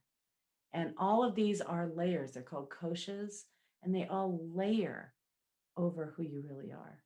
And so whatever you don't let move through you physically or emotionally for various reasons, trauma in your childhood or difficult divorce or whatever it may be, stuff gets stuck in those layers. But as we meditate, it starts to shine through. So layers are rebalancing in meditation. So as we meditate, some of you may feel that you've got all kinds of physical sensations of energy moving or heaviness or lightness or warmth or coolness or twitching or pain. I used to get tons of pain. The body is seeking balance. Just like when you cut yourself, your body naturally heals. Your body is constantly seeking balance and healing. That is the meaning of wholeness or health. It's this balance that the body is naturally doing. We remove the obstacles to balance. Now, I used to work at the Ayurveda Center in Massachusetts and with Deepak Chopra, and people from all walks of life, or for anyone who could afford it, would go there and they'd spend 7 days in all these panchakarma treatments. And the first line of defense, or the first thing we would do, is have everybody learn to meditate. But then we would work with the body, with the diet, with the daily routine, with the elimination, with the sweat, try to get everything to reintegrate. Because with stress can inhibit the mind-body intelligence. And the mind-body intelligence, because it's called intelligence, is really wired for healing. We want to just get rid of anything in the way of that. Just like you want to get rid of anything in the way of you feeling good about yourself, anything getting in the way of you feeling your emotions, anything that's getting in the way of you thinking clearly, and anything that's getting in the way of your spiritual practices or your spiritual life. So the body is releasing stress, and it's unlike movements of the mind, which don't really correlate with the content. Whatever area in the body is moving, it's generally having to do with that system or that area. So if you get a lot of heat, it's a hormonal system. If you get a lot of tingling, it's probably your nervous system. If you get a lot of twitching, it's your nervous system. If you get pain in a certain part of your body, it's that location that's releasing stress. Sometimes the movement happens and then the release happens. And sometimes the other way around. But did anyone have anything that's here that they'd like to share? Carol, do you want to share something?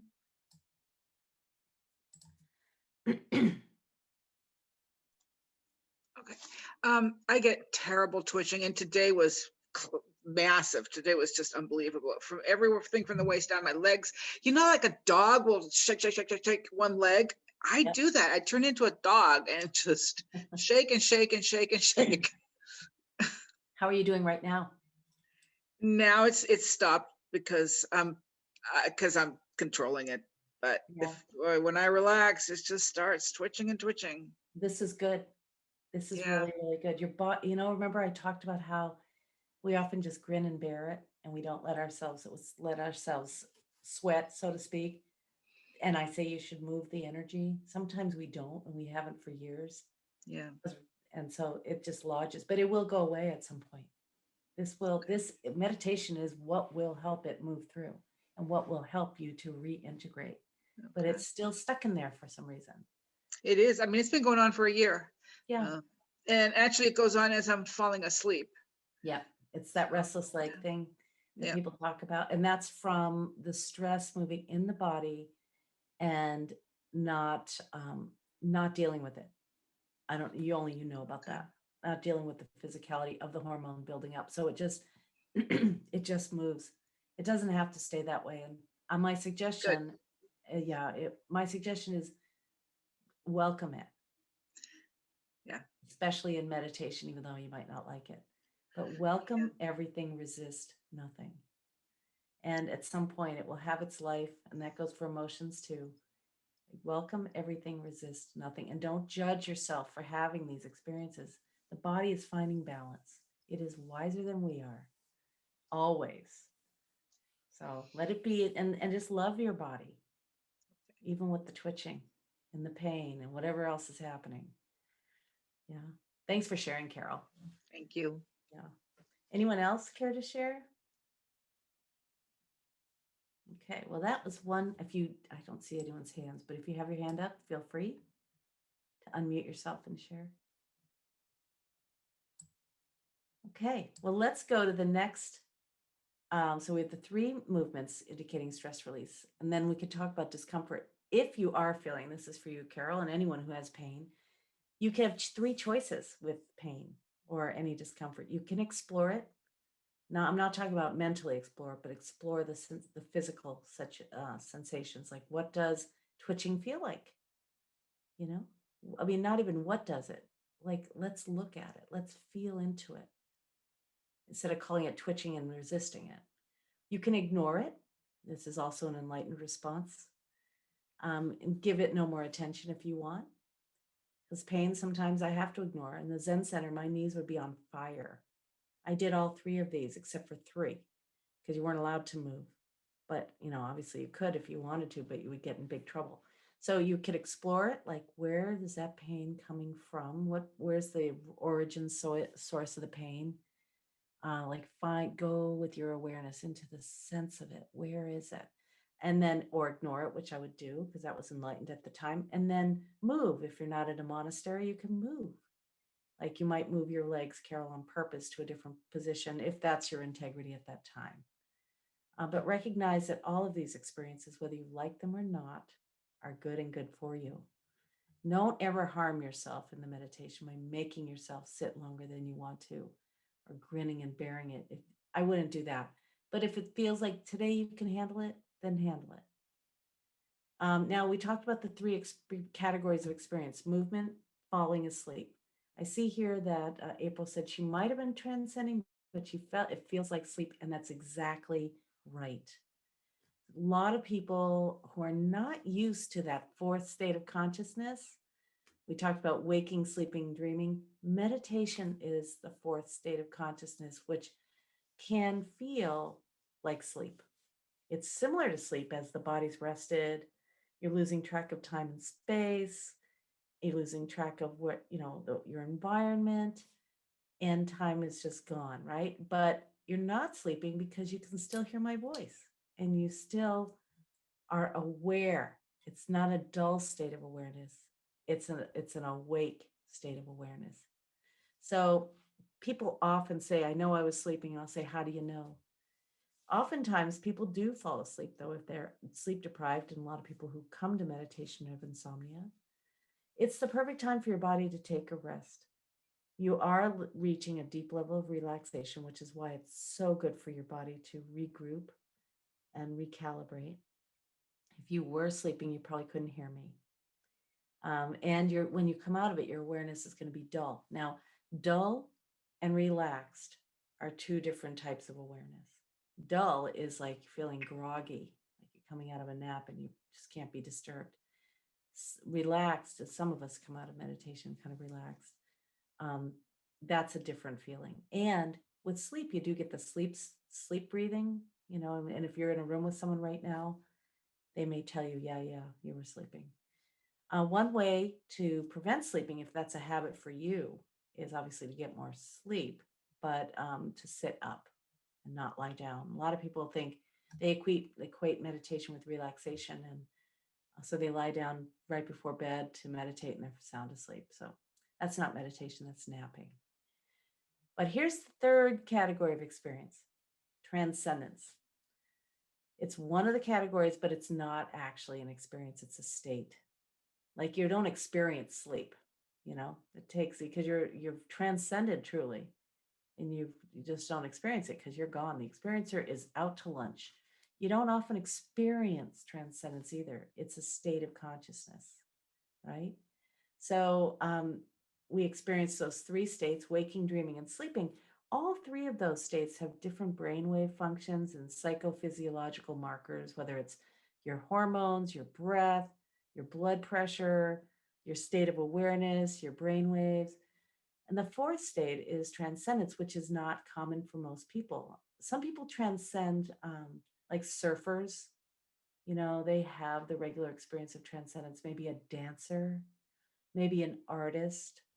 But most of us, everyday folks, we don't often have that transcendental experience where we transcend space and time. It's usually has to do with a real merging. I'm just going to say merging or fusion of subject to object. It's also called slipping into the gap, or Atma Darshan. Atma means soul and Darshan means direct experience. So, and it can be, it really only happens as a natural result of an effortless meditation. So the more you want it, the more elusive it's going to be. Everybody likes that feeling of just being so comfortable in their own skin, but it is not something you can make happen. I was quoting Teresa of Avila the other day. I've read her biography, and she talks about the transformative union, where she prays and prays and prays, and every morning does her Lectio Divina. And she says there comes a moment in this practice that she's been doing day in, day out, day in, day out, where this transformative union happens. Union, right? Transformative. She says it's something that she can't make it happen. She can set herself up to succeed. She reads her book. She goes to the chapel. She can't make it last longer than it does. And she can't make it go away. That's you in transcendence. Though you could make it go away if you opened your eyes. But basically, you cannot make it happen. You can only set yourself up to succeed. So that's what she would call it. And it's basically grace based on the experience you have in your practice, based on your comfort with your practice. And that's really what I think is the most important, is your comfort with your practice, getting to know your interior, getting to know what's typical for your practice. Would anyone like to share anything that we didn't cover or that you want to know more of about transcendence? So we talked about this earlier. And if you want to share, we can do it right after this. I didn't realize there was another slide. Just like I talked about going in and out of that vat of dye, with meditation, you're going in and out of transcendence, even if you don't think you transcended. Transcendence can be fleeting, like the off switch. If you've ever been around a fluorescent light, there are gases going through the lights, and it always looks like it's on, but in fact, it's not always on. It's going on, off, imperceptibly. Same with your awareness of everything. It's going on, off, imperceptibly. So just as you transcend, it's like your attention goes back to the source of itself. Wherever that is, whatever you believe that to be. Just as a wave returns to its source, the ocean, your attention merges with its source, the expanded, unconditioned, pure awareness. And that's what going in and out of the practice does. You go in and out of transcendence, you go in and out of the practice, and at some point it gets pretty stabilized. It's not that you stop being human, but you have a more expanded, more connected feeling towards everyone and everything. So would anyone like to share how they did and what their questions are about meditation or comments about your experience? Feel free to unmute yourself. No? Okay, well, I want to talk about the new normal. So here, let me see if I can share my screen. Maybe not. Oh, here we go. So the new normal is what I call, I think there's actually a couple of TV shows and they talk about when they talk about the pandemic, but I'm going to talk about the new normal when it comes to meditation. So the new normal is one where you're physically more relaxed and more present to your body's signals of comfort and discomfort. You're more emotionally aware and you have more compassion for yourself and others. There's something about meditation that removes the barriers. So there's no longer an us and them, it's all us. And then also you become more mentally focused and clear and established in mindfulness in the present moment. And you notice, just like some of you noticed in meditation, when you drifted away, you come back again and again and again. And then spiritually, the new normal is that you love your life and you have a good relationship to this universe and you feel really connected to everyone and everything. That's if you keep your practice up. You may already feel that way, but it just enhances that. So here's how to keep it sustainable. You make meditation a priority, put it in your schedule, and don't judge your experiences by your meditation by the experiences you have. Practice being mindful in your day. Notice where the mind is wandering. And if you want to daydream, be mindful about it. If you want to just go crazy and go in a rabbit hole on the internet, be mindful about it. It's totally fine to be mindless if you're mindful about being mindless. You can binge watch a TV show as long as you know you're doing it. So it's really important to decide what you're going to pay attention to and when. And you can find a meditation buddy here. And if you want to get a meditation buddy, I know some of you were at my meditation workshop yesterday, or the Keeping the Spiritual Fire Burning. There are some people that want accountability buddies. And so if you're one of those people, you can send me an email and I'll connect you to the other people that want it, or you can put it in the chat here. I want to talk a little bit about timing of meditations. First thing in the morning, if you can, get up to sit down. Second time in the morning, it would be in the happy hour. Now I know it's late for some of you in Europe, and thank you for joining me and staying up with us.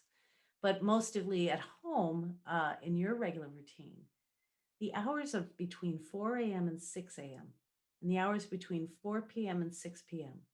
are the best times to meditate for most of us. 4 a.m. to 6 a.m. is called the ambrosia hour.